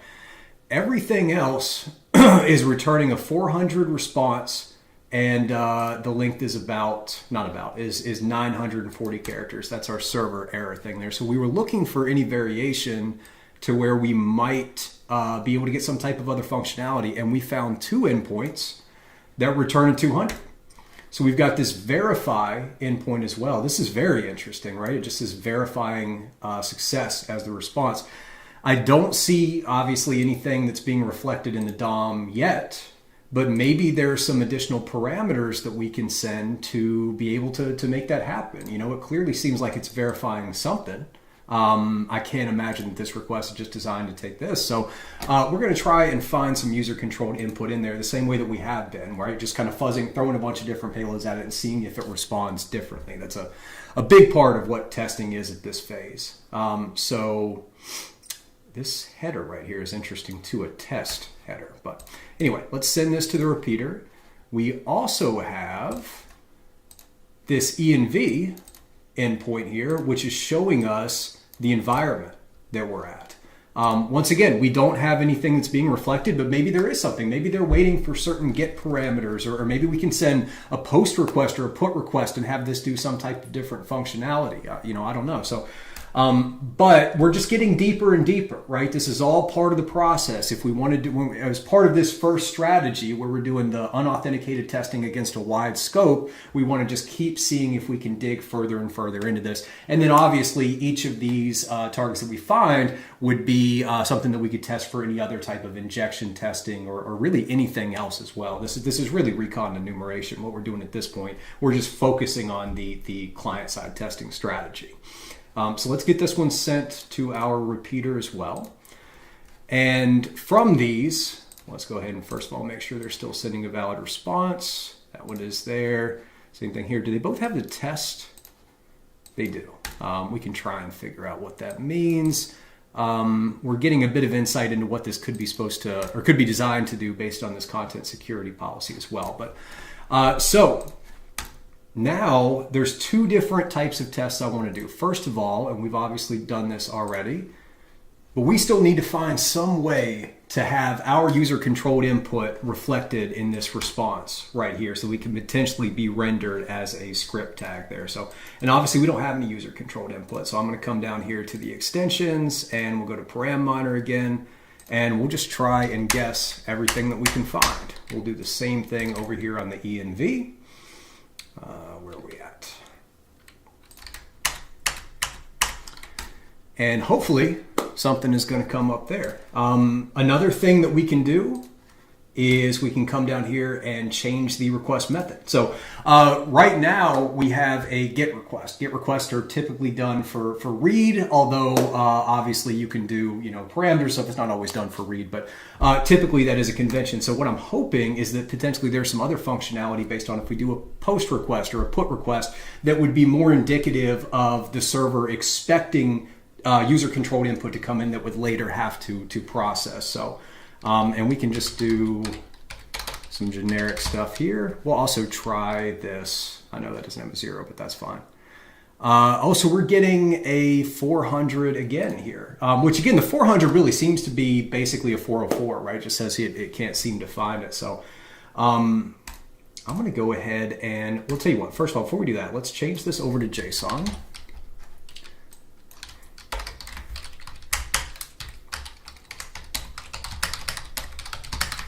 And let's just see if maybe it's expecting any JSON input. Doesn't seem to make any difference. Because it's responding in JSON, I'm going to assume that that's the format that it's looking for. So in addition to this, I'm going to send this back to Intruder.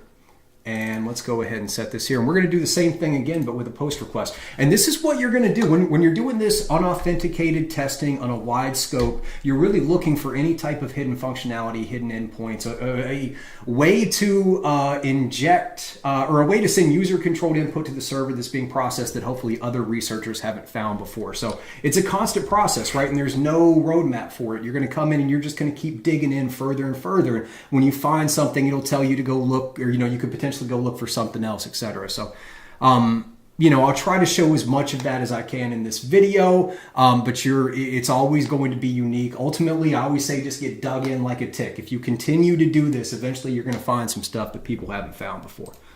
Let's come back up here to Discovery, Web Content, and I'm going to go back to our Raft small directories like we were doing before.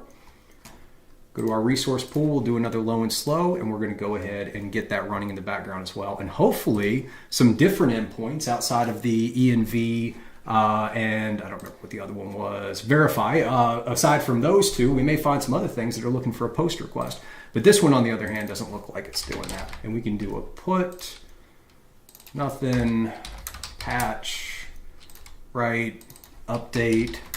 Just see if we can get any type of functionality. Also, this one's unsupported, which means that the other ones are. Now, that's probably across all endpoints in the application, but maybe not. So we're getting a little bit more information here. Let's go ahead and go back to our notes too, and under this one, which one is this? This is the staging. So let's take this back to the GET request. I want to copy the URL. And under the staging one, we are also going to list that this works, and we'll do let's do it this way. GET request there, and a GET request here.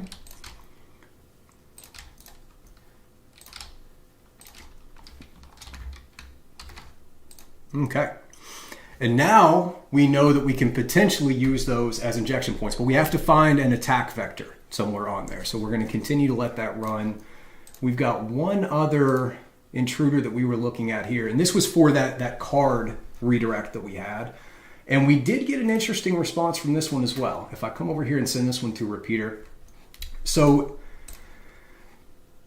most of the Unicode that was hex encoded is coming back with a 400, so the server is having trouble actually processing that. Same thing with a null byte. So that's interesting, right? It does seem that it's processing it, and it seems like this is breaking something on that end. And then other than that, we typically get the same 301.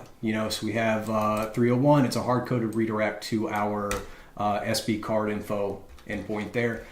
The one outlier that I found when I came back and looked through these was our GET request to this %2 echo. And that's an interesting hex encoding. If we come over here, well, we got in a repeater now. Let's just take it to repeater. Let's take this and highlight it. You can see that that is a single dot decimal, right? So essentially what we're saying is this is the current directory here. So when we send this, now what we get instead is a 302. We're not getting our 301, right? So this is a 302. This is actually taking us to the same route. So if we follow this redirect, it's going to strip out this %2 echo, and it's going to now send us to our 301. Does that mean that we can potentially find an attack vector in here and inject something to the client side? Probably not. I don't see anything like that. That's probably just the behavior of the load balancer. I mean, it's almost definitely coming from the load balancer. Here you can see that it's setting a referrer header. So potentially if the referrer header was used somewhere else, we could possibly do it.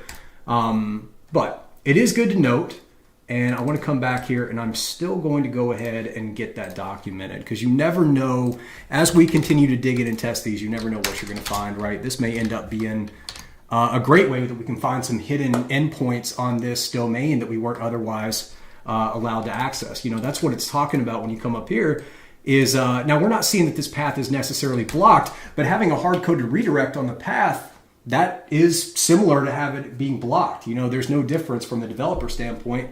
The question is there anything behind that to find? Can we trick the load balancer into sending us somewhere, letting us access a page that we shouldn't be able to access? So we're going to try that as well. I'm going to come back, and actually let's get these closed out, because that one's fine there.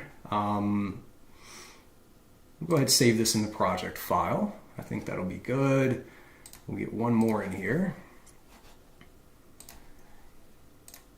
Just discard that one because all we need is the %2 echo. And we have our other scan that's running there. Now we're going to send this to the intruder. And just like we have been, we're going to try to find some hidden endpoints. But we're going to do it with this %2 echo in the front and see if it sends us to somewhere that otherwise we wouldn't be able to get to. And once again, I'm just going to stick with my Raft small directories. I think that's fine for this demonstration.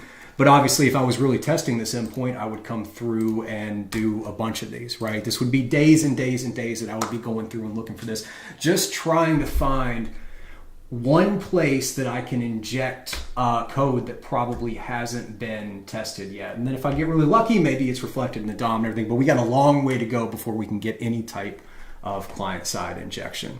So we'll let that run there. We can take a look at our other one real quick just to see if there's any major variations. We're still able to get to our login page there, which is what we would expect. It does it with a post request though. We have a response. So that is very interesting too. Let's just take a look real quick. Come over here to repeater, send, follow redirection. Oh, what do we have here? Let's show this response in the browser. Okay, come up this way. I'm going through burp. So it's redirecting us to the login page that we've seen before. So this is where we're going to do our testing down here. So there is a connection between these two, and sending a post request to that login endpoint seems to redirect us here. So is there a way to inject something into this DOM going through this endpoint? You know, I don't know. Let's do this.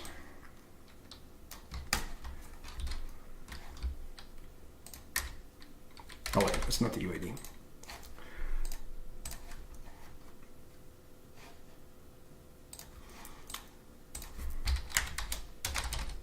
Oops. So sending a post request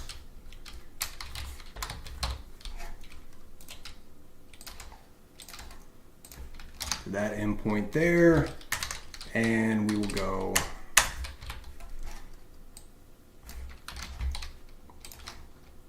just so we know which one this was. Oops. Go back one.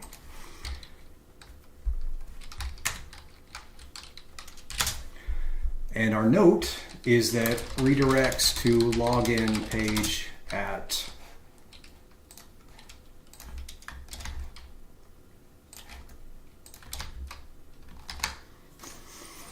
okay. So I'm going to go ahead and clear these out here. I'm not seeing anything so far that's telling me that those are going to be worth our time. I can do the same thing here in Burp Suite, right? These are the ones that weren't returning much of anything. But we're starting to get a picture together here. So all of these could potentially be attack vectors. We'll come back and start scanning for reflected input in a bit. We have our 403 and 401 bypass that's been running for a while on these two domains. Unfortunately, I do not see any luck there, but we do have a couple secret headers that are being found on this staging environment too. So this seems like one, as I mentioned before, I had pretty high hopes that I was going to be able to find something here that at least expand the functionality a bit, and we're starting to see that, right? We send a GET request to this verify endpoint, and we get that 200. If we send it with the proxy connection value, here we get, oh, there's no response at all. So if it's just an arbitrary value, you can see request 2 goes straight to request 3. So the proxy connection, nothing comes back from that. But in request 3, we don't do the proxy connection. Now we do get a valid response, but it's forbidden, which means we've probably sent too many requests there. Because we did see, remember, while we were scanning, it gotten blocked. So I do feel like there's a web application firewall in front of this. So we also have the transfer encoding seeming to have an impact with that. So this looks like a good target for HTTP request smuggling as well. Any type of desync attacks could be potentially effective here. But yeah, we see that we have the ability to do that. So for client-side injection, along with this, do I have the ability to do an HTTP request smuggling attack that's also going to, that second request is somehow going to inject something in the DOM that would not have worked otherwise. But that would be going down a whole rabbit hole there. So we'll avoid that for now. I don't see any other information for the 403 bypasses, so it doesn't look like we're going to get lucky there, but we'll continue to let those scan. Again, we would do a bunch of manual testing as well, but I think we're starting to get some things put into place. So let's go ahead and move over to the API that we've found here. I'm going to copy this one.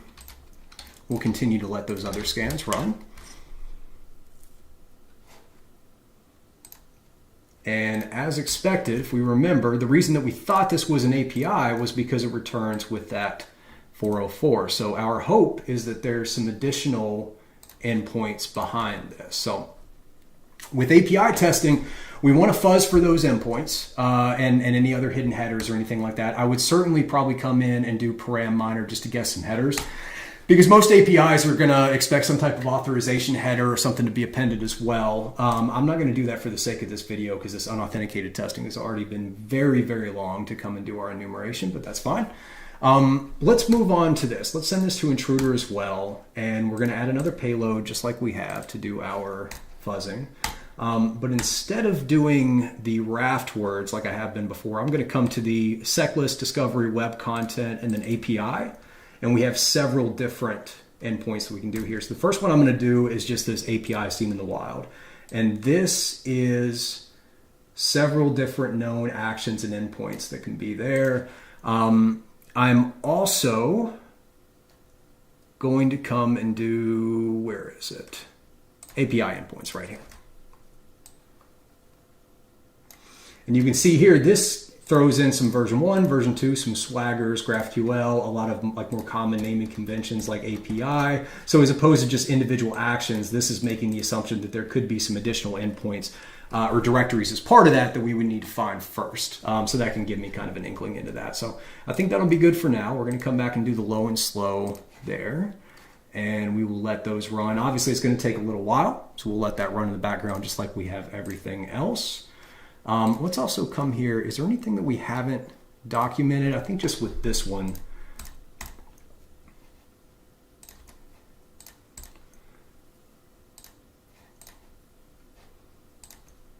Where are we at here? Yeah, I want to just finish documenting that. So let's do a GET request to that. And, well, that's what I started to do here. That GET request does a 302 to this, which is a 301. Let's go ahead and follow this real quick. 301 to this location here. Just clean this up a little bit. I think that's good. All right, and that'll just kind of help for me, right? I know that if I send this, then it goes to a 302 through a 301. So we're going to let this run and see if we happen to find any other API endpoints that we haven't found yet. I think that one is down there, and we can come through and sort real quick and just see if we are finding anything. No changes in status, no changes in length, nothing yet. The other thing that I like to do with the API endpoints is try and find any type of public documentation for it. And let's actually just grab the domain because that should be fine right now. And let's come up to Google here and API documentation Now, I would use several different ways to do this. No, you don't need to know my location. But really, I'm just, there's no roadmap for this. It's really just trying to find something within Google, within Shodan, within any type of public resource to be able to figure out what this API is. Now, this is, kind of interesting. We got a blog post recommending that they make their APIs public. That would definitely make our job easier. But I don't think that they've done that. And I'm not seeing a lot of additional information. So, this is... ideally, we'd be looking for something like, let's say, maybe Swagger documentation, Open API documentation. This looks like their own sitemap that was mentioning Starbucks. But no, very few coming up. So it doesn't look like we're going to find any public documentation. We could do Open API. Maybe Open API is a standard that's typically used with that. But no, there's not much of anything coming up. So unfortunately, we're not having any luck with documentation. So I'm not sure we're going to find too much there. We can just kind of hope that maybe something's going to get picked up here. But in the meantime, we can move on. We can move on to our external services there. Now, like I mentioned, we're coming in here. We're probably not going to find too much with this, because they're known services. They've got entire teams that are working on specifically just protecting against this. These are their unauthenticated routes. But there are two checks that I typically like to do with these external service login pages. And that's, first of all, looking for any known CVEs that may exist with it that, could correlate to a vulnerability I could possibly test. Usually that's going to come with a Cisco VPN login is a common one. Usually it's software that they have to update themselves. If you're looking at cloud services, it's probably going to be much, much more difficult to find anything. But let's just take a little bit, move this over here, and let's see if we can find out while the others are running. So let's grab Auto Discover, and let's just see if anything comes up. So you can see that this is for an Exchange server. And there is some information on some remote code execution vulnerabilities. This one was back in 2022, right? If anybody doesn't know the naming convention, CVE, the year it was released, and then an identifying number. So it would be very unlikely that this Exchange server would be vulnerable to this if it was something that was being maintained in the cloud. But we can try and figure that out, right? Let's come back over to my framework. Oh, I don't know why I made it smaller. Let's come back to my framework, and the domain itself that we're looking at, Autodiscover Starbucks SG.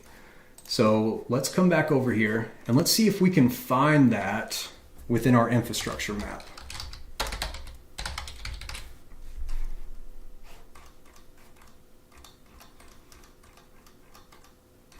And the hope would be that AMAS picked this up. It was able to identify a DNS record and an ASN, and we can very quickly identify whether this is in Microsoft's cloud environment, which is where we see a lot of their stuff is hosted, right? Microsoft Cloud. But ideally, we can find an ASN that is something that they own themselves, which means it could be something that they have to maintain and update themselves. That looks like one there in Hong Kong. So we're distributed all over the world. We've got some Google Cloud. We've got some Amazon. I'm not seeing anything stand out there. Let's see if we can find the actual DNS record to it. And I don't see that coming up as well. So I'm not very bullish on this being anything that they can maintain themselves. Okay, so here you go. Here's a couple of the ones that we were looking at. Here's your Autodiscover. This is it, right? Autodiscover, Starbucks.com. Perfect. Okay. Yeah. So all we have is the CNAME record going over there. So it's an Outlook.com, which, if I remember now, we looked at it before. So I wouldn't expect to see any CVEs that would be able to target this. I would certainly go through and try some of the other ones. We can maybe try and figure out what this one is here.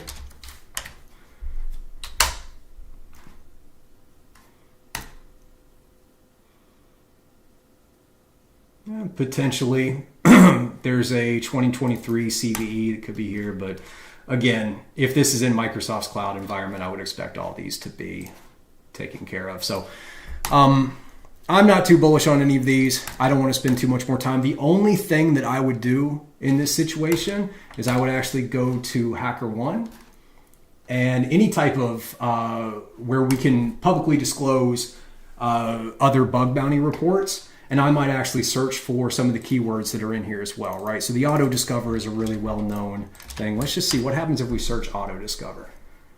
We do see one blind XXE that came through. It's written all in Russian, so that's going to make it pretty challenging to use, but we can at least see this.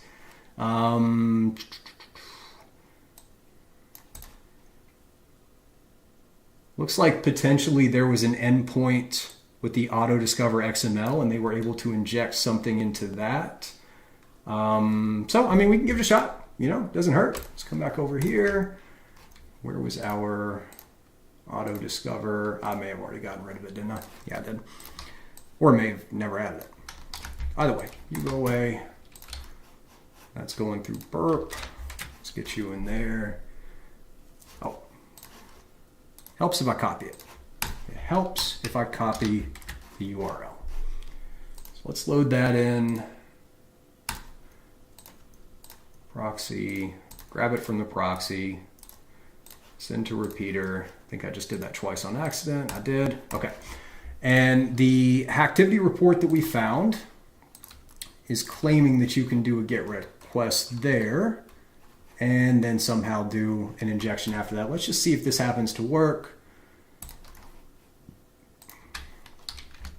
Do we get any type of a different response here to that? It is moved, so we can go forward there. And we have a 401. Okay, so let's copy this URL. We have to do some more research into what that CVE actually is.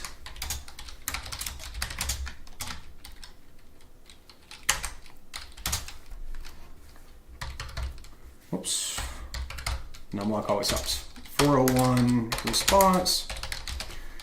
Right, so from here, I would want to come over, extensions, 403, bypass 403, and let's get that one fuzzing as well. Maybe we can get past it. The CVE itself, did they list the CVE? They didn't list any CVEs or anything there. So, okay, I mean, we'll see. Maybe if we can bypass it. I'm guessing the fact that it's unauthorized is the fix. So that's showing that it's not vulnerable, but it doesn't hurt to go ahead and test that. So that'll give you an idea of some of the things you can do here with these external service logins. But again, I mean, a lot of these I'm just not going to spend much time on. I think there's not a ton of opportunity there. Once we get further down here to these targets, this is where we're going to get a lot more opportunities to actually find injection points. Before we do that though, let's go ahead and check out our one internal service login page that we found. So we'll copy this. I can go ahead and move away from this report here. And this is doing a redirect as well. I think this one though, because the other one that did the redirect, it didn't actually load the login page. So this one here, let's come back over to the proxy and what actually happened. So we sent our GET request to this Card Starbucks account. It loaded a significant amount of JavaScript files before it did anything. Oh, wait, no, it redirected first. Sorry. So we had a 301, and then once this page was loaded, now all of a sudden we're loading a ton of client-side JavaScript. So, or not, client-side JavaScript. So this may not be a great option for our first strategy for the unauthenticated testing against our wide scope here with the sending a request and servicing a response. But with our third strategy, remember in the beginning we talked about strategy one was what we're doing now. We're trying to find hidden subdomains that nobody has tested, and maybe we can inject something to the DOM that way. Strategy two was to go get dug into an application with full authentication. We're going to try to find hidden endpoints, hidden functionality. And then option three is going to try to inject something directly into the DOM. We're not even going to send a request to the server. It's all going to be processed by this client-side JavaScript.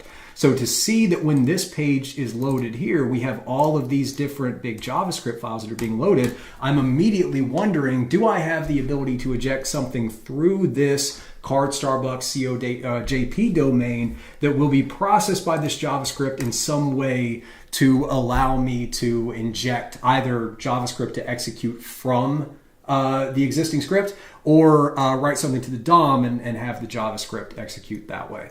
So other than that, we're just eventually redirected to the login page here, which we're eventually going to be doing some testing on this as well. So looks like we also got an OAuth implementation. I think the best thing to do for this one is I'm going to come back and redirects to, I'll just grab the domain from that, that'll be fine.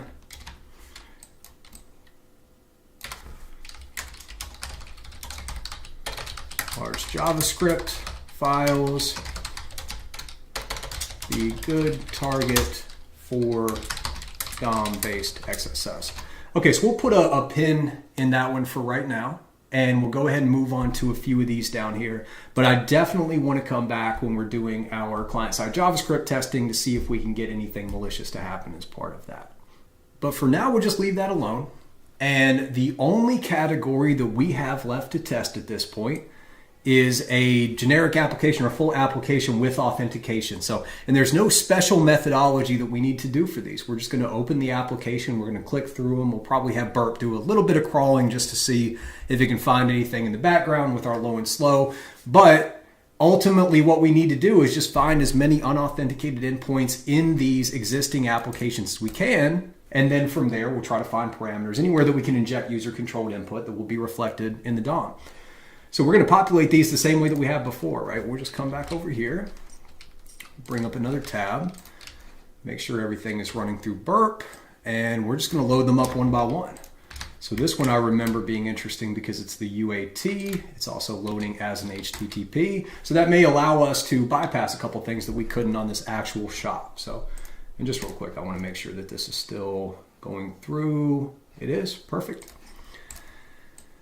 The purpose of this is just to capture it with Burp. And actually, let's do this as well. I'm going to go ahead and get rid of anything else that I'm not using. I don't need that one as well. We'll keep the framework. Let me pin this. I don't need GitHub as well. But I'm actually going to leave each of these tabs open because we're going to start clicking through them to identify the endpoints that are available to us.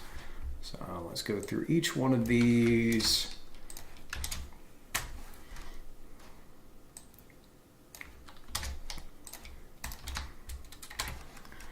And I think that's probably good for the purposes of the video here, right? So we've got a few different options. So let's come back over and take a look at our sitemap real quick. Obviously, it's starting to expand out a lot more. We've got some other grayed out domains, which means we haven't actually made a request to them yet, but the crawler, the spider actually. So the request and response in the DOM that are running through the proxy is automatically identifying that there is a request in the DOM that goes to this URL or endpoint there. So we're getting a lot of good information there. Let's just go ahead and come back over here now, and we're just going to click through anything that we can find. Okay, that redirects us to our login page. This comes to a favorites endpoint there. It doesn't really matter what we're finding, just anywhere that could potentially have user-controlled input. For not exactly what I was talking about, but interesting timing. This looks like the user registration page, which we'll do that in part 2 when we're actually going in and doing our second strategy, which is the authenticated testing, looking for hidden endpoints, but we won't worry about that for this one here.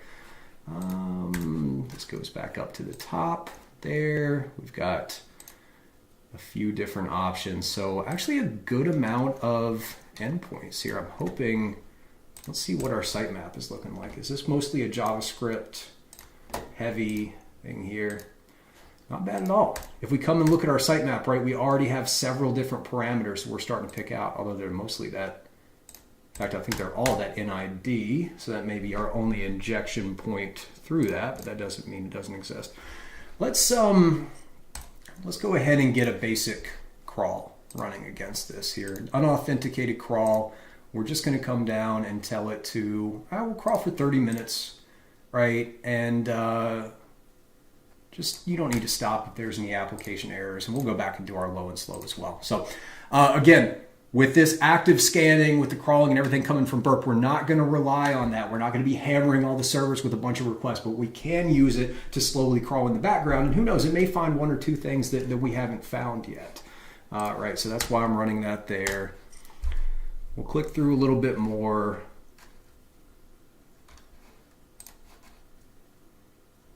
That should be fine with that one. Let's come over here to this Starbucks Singapore version. And again, we're finding more attack vectors now. So this publish date, this keyword as well. What happens if I type in arson as part of this?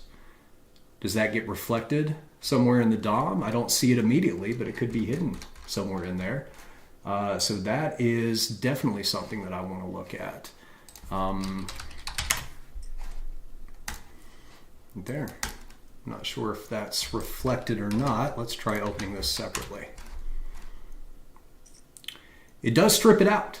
You can see there that we have our keyword as arson, but if we come over here and when we load that URL, right? So if I come in and load this URL with arson, you'll see that it will do the search, but then all of this gets manipulated. That's being manipulated by client-side JavaScript. That's being processed as part of the DOM. That's not happening with any requests that are going out to the server. At least it's very unlikely that it's going out in that way. So that can be an excellent opportunity for our third strategy, right? To try and inject directly into the DOM. That keyword here may be processed as, you know, something that could be passed over to the DOM. But I think what's more likely is that this keyword may be processed and could potentially execute as JavaScript, right? So we're not looking at a DOM-based cross-site scripting, but maybe we're looking for a client-side JavaScript injection. It was passed to an eval or something would be perfect for that. So that's one of the things that we're going to look for. Let's try and we'll add this to the cart as well. Sure. 100. How much of this do I need to do?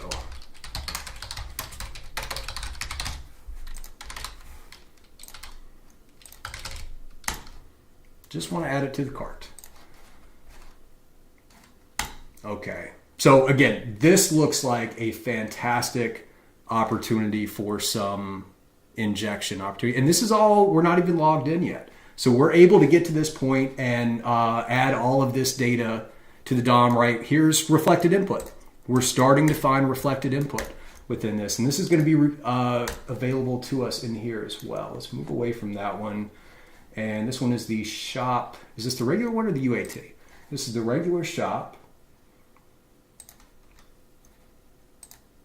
And here you can see several different options for attack vectors, right? Any of these with parameters here, all of these are going to be attack vectors. Anywhere that we can see this going through and being reflected in this response, we are going to be able to test for client-side injection. So this is where I was saying these are obviously going to be rich with attack vectors, whereas the other targets that we were looking at are not.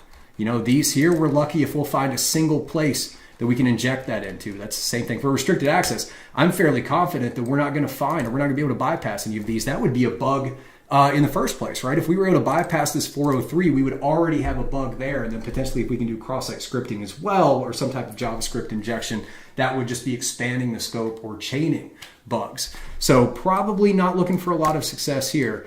You know, for the API, we can potentially find some endpoints that'll work, but a lot of things have to go wrong to get a client-side injection point here too, right? We have to be able to, especially because we don't have documentation, we have to be able to access endpoints. They have to be unauthenticated endpoints for a non-public API. That's very, very rare. So I'm not expecting to find too much here. I've mentioned this before, very, very rarely, unless there's a known CVE, or you're going to find something in the external login pages. This one didn't show too much. This is going to be where the vast majority of my testing for client-side injection is going to be. But these are going to be the ones where we have a much lower opportunity. This is where if you do find an attack vector, you have a much, much greater chance of actually weaponizing that attack vector. So when you're doing this unauthenticated testing for client-side injections against a wide scope like this, and you're looking for hidden subdomains, you're looking for something that other researchers haven't touched in an unauthenticated endpoint, you're if you do find a way to inject something and it's coming back in the DOM through these endpoints that you're having to do all this work up front to even find some type of functionality, it's going to be much, much more likely that you will actually find that injection. Whereas when you come down here to this full app authentication, and this is why we divide these up into the different categories, these here you're going to find a ton of places to test, but they're also going to be tested by a lot of other researchers. There's going to be additional compensating controls that we have to deal with that might not be available up here. So the testing itself just becomes more complex. Instead of searching for those attack vectors, now we're looking at circumventing compensating controls, which we'll get into here in a little bit. So that's the reason we divide these up into different categories. You can see here it's very, very different methodology between these different types of applications, even though we're still within our first strategy, right? Even I think his video is probably like 2.5 hours long at this point, and we haven't even talked about going into the second and third strategy. We haven't even started fuzzing these parameters yet. So that just shows that this unauthenticated testing against a wide scope is a lot more about recon and enumeration than it is about actually bypassing any compensating controls. We'll see that shift dramatically in part 2 when we start digging into a single application and trying to find hidden endpoints, things like that as well. So now we have several different targets here in our sitemap, right? And we have the full applications like this shop. We have the hidden endpoints that we've discovered like these. We've got a good mix of everything that we found. And anything that does have any type of a valid response that we may be able to inject user-controlled input into the DOM through would be in our sitemap here. So we're going to continue this process that I've shown, or I'm going to continue this process I've shown over and over and over again. But the last thing I want to do before we do a little time skip here is go ahead and get a scan running specifically to look for any user-controlled input that's reflected in the DOM. Because remember, that's step 1 of us going in and finding these client-side injections. So let me go ahead and highlight everything that we have here. And I'm going to right-click, and I'm going to come down to scan. And we'll hit audit selected items, and you can see all those individual pages that we've discovered since we've started doing this video are listed within here. So we're going to test all of the individual attack vectors on each of those just to see if there's any user controlled input reflected in the server response. That's the only thing we want to look for. And the way we're going to do that, we're going to come to scan configuration here, and we're going to go to new, right? So we can come in and do whatever we want. And we're going to just call this reflected input scan, right? So we can leave a lot of these mostly open. I do want the audit speed to be thorough, and I want the accuracy to minimize false negatives, right? So we want to get as many correct responses as we can. We'd rather the scan take longer but be accurate. Most of everything else we can do. For the issues reported, right? Instead of coming down and just selecting individual ones, we're going to select an individual issue here. And then what you can do is actually highlight all of these. This took me a little while to find out, by the way. You can highlight all of these, right click and disable them there. And then we are going to be looking for just one specific check right now. And that is reflected input reflected in the response. I'm going to have to find it in real time because I do not remember what it starts with. Here we go. So here you see 4 different scan checks, right? There's the input reflected in the response, and there's reflected and stored, and then we've also got suspicious input transformation. So these 2 right here are going to check through every attack vector to see if we can force the server to respond with any user-controlled input that we could potentially control, and then ideally we would see that rendered in the DOM as well, so it could potentially be an injection point.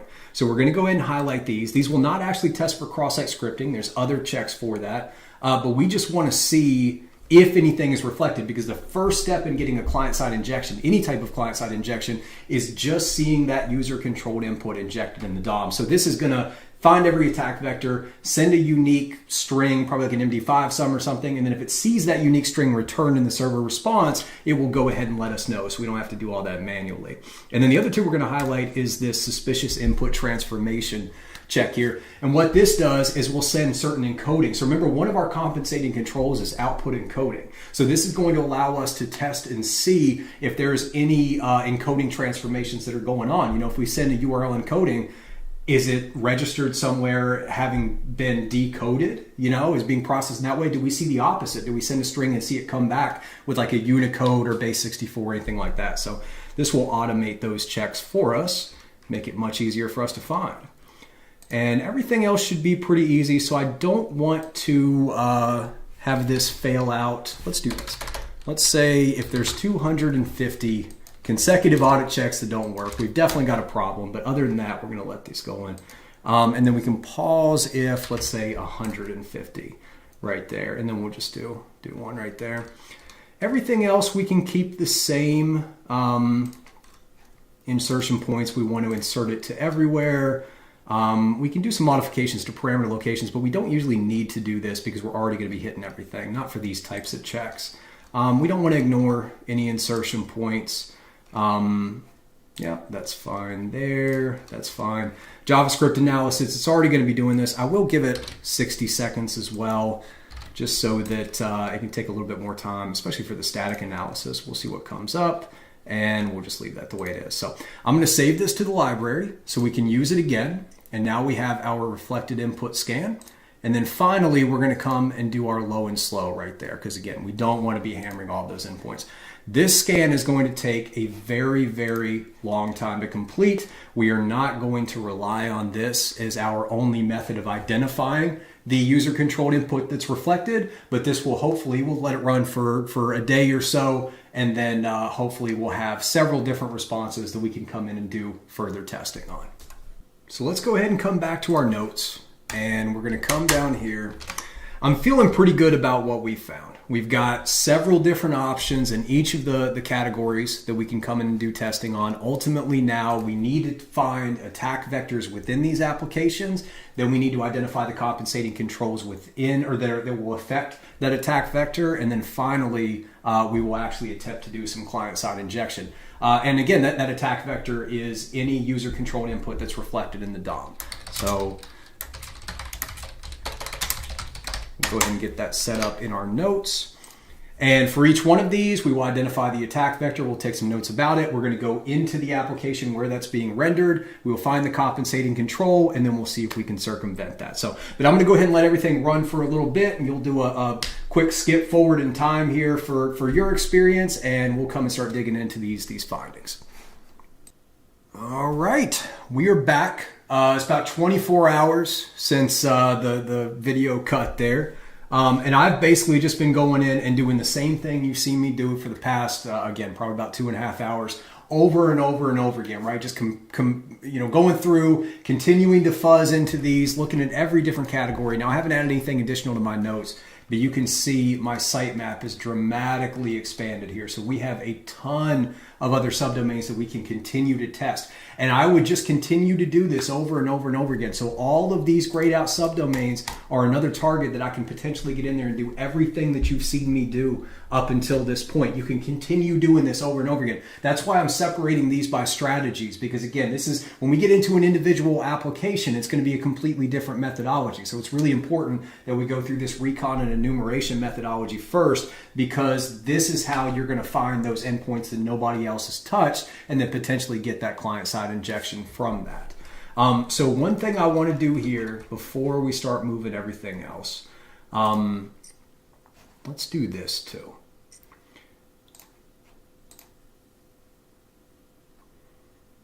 I'm going to go ahead and get rid of anything that is not found. And then I'm going to select another big group of these just like we did before. And I'm going to go ahead and run one more scan the same way that we did before. So that should be plenty there. We're not going to do everything. But the reason I want to show this is because as your attack surface expands, you're going to want to be able to deal with those. So I'm going to open my scan launcher again. We're going to come back to the audit selected items. And you can see we have a huge number of items here. And a lot of these we probably don't need to deal with. So I'm going to hit consolidate, and we're going to remove any duplicates. We'll remove anything that's out of scope. I don't know why there is one in there. It certainly shouldn't be. You can potentially, I would say definitely leave the no parameters open, because an attack vector can be a value in a header, it can be an attack value in a cookie. So we don't want to just scan things with parameters. Same things here. You'd be surprised. You could actually get client-side injections from these JavaScript files or even from CSS files. I've seen that before where they still accept some type of a parameter and still reflect something in the DOM dynamically. So, but we will go ahead and get rid of any duplicates here. If you are going to do scanning against a large number of targets, as you keep expanding your attack surface, you're going to need to be able to deal with those. So once again, we're going to come in here, scan configuration. Now we already have our reflected input scan set up, right? We built it before, so now I can just do that, and we'll go to our very low and slow right there, and we'll go ahead and let that run on the back end. So in the meantime, we're going to come over here to our dashboard. We're going to come to the issue activity. And remember, the main thing that we're looking for, the first sign that we could potentially have a client-side injection, is we're looking for input that's reflected in the response from that scan that we did. So I'm going to go ahead and just search for input, and you can see that returned. And now we have our potential attack vectors. Let's kind of clean this up a little bit. Don't care about the source, don't care about the action. Got a good idea of what's going on there. I definitely care about the host and the path and the insertion point. That's really the most important thing. Get rid of the time, get rid of that there. Okay, perfect. So now you can see we have 1, 2, 3, 4, 5 different domains out of everything that we've searched for that potentially have an attack vector that we can inject this in. Now that doesn't mean there's the only one out there, and this is a constant process, right? I keep saying, if you hit a wall, go back, start your recon enumeration again, come back and hit all these different domains that you haven't touched yet. But we have a lot of things that we can go ahead and start working with here. So each one of these is going to be the same finding, right? And if we come in and look at the request, it will highlight, so they have injected this unique string here into this cookie, and the cookie value, I'm guessing, is just one that's included in there. It's quite a unique cookie name, but that's fine. And then in the response, it will show you where it's being returned, right? So we only have one highlight on this one, and it's within the cookie. So nothing is being reflected down here in the body of the response. And even if it was, this is all JavaScript. This is a JavaScript file that's being returned. So for this attack vector specifically, we're not going to be able to target anything. We could potentially have a JavaScript injection, but there's no DOM being rendered to where our user-controlled input would be able to go in there. Whereas, and I can try and find another one, kind of guessing here, but so this right here is coming from this return URL, and in response, perfect. Here's where we can see it's actually being written to the DOM. I took a guess there, and I thought this might be one that we could use for the example. That's perfect. So this is an example of a potential attack vector. We found reflected input, so now we can start to see if we can get an HTML injection or any type of other client-side injection. This is a perfect opportunity for a client-side injection. So let's come down here to our attack vectors, and let's see, let's minimize that a little bit. We don't need our inspector for this one, just whatever is going to make this easier to do it.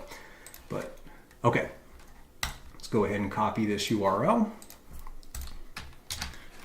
And we will have that one there.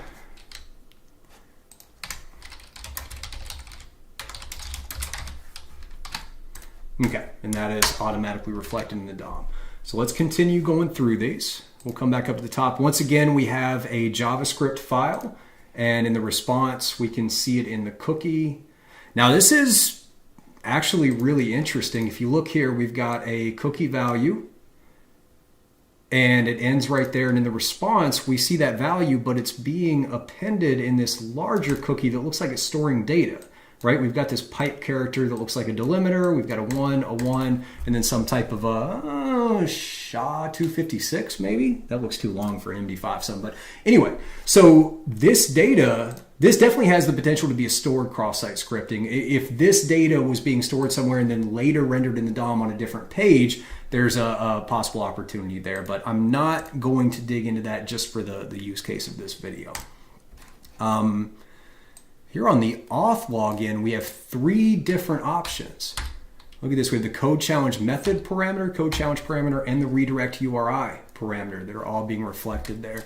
And it looks like they're being added as parameters to this.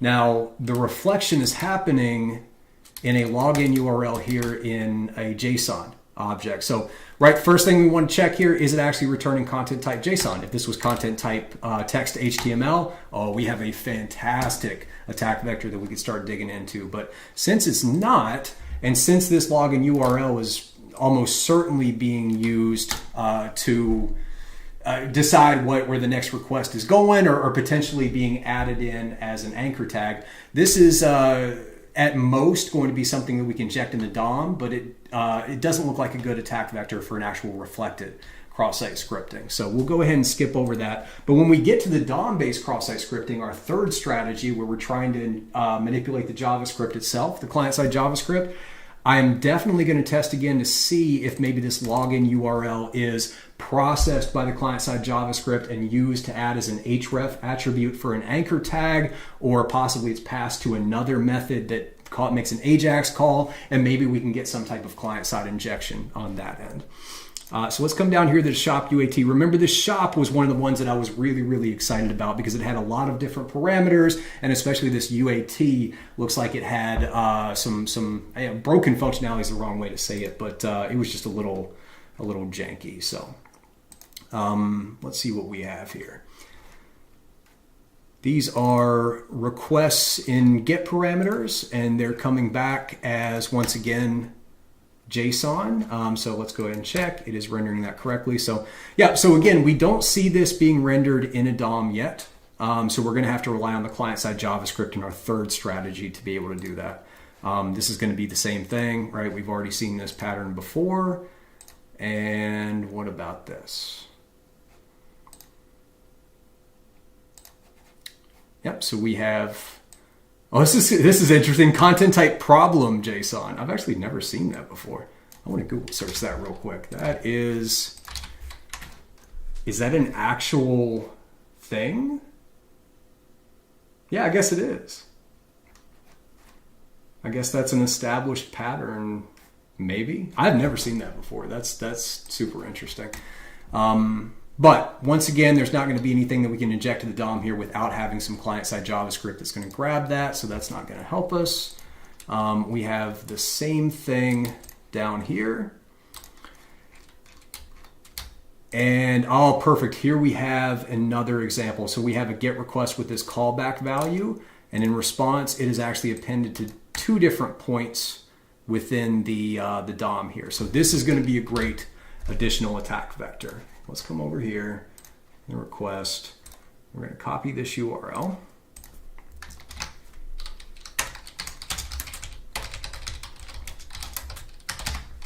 Okay. And I need to make sure that we know what's actually being reflected. So for here, it's going to be that value, and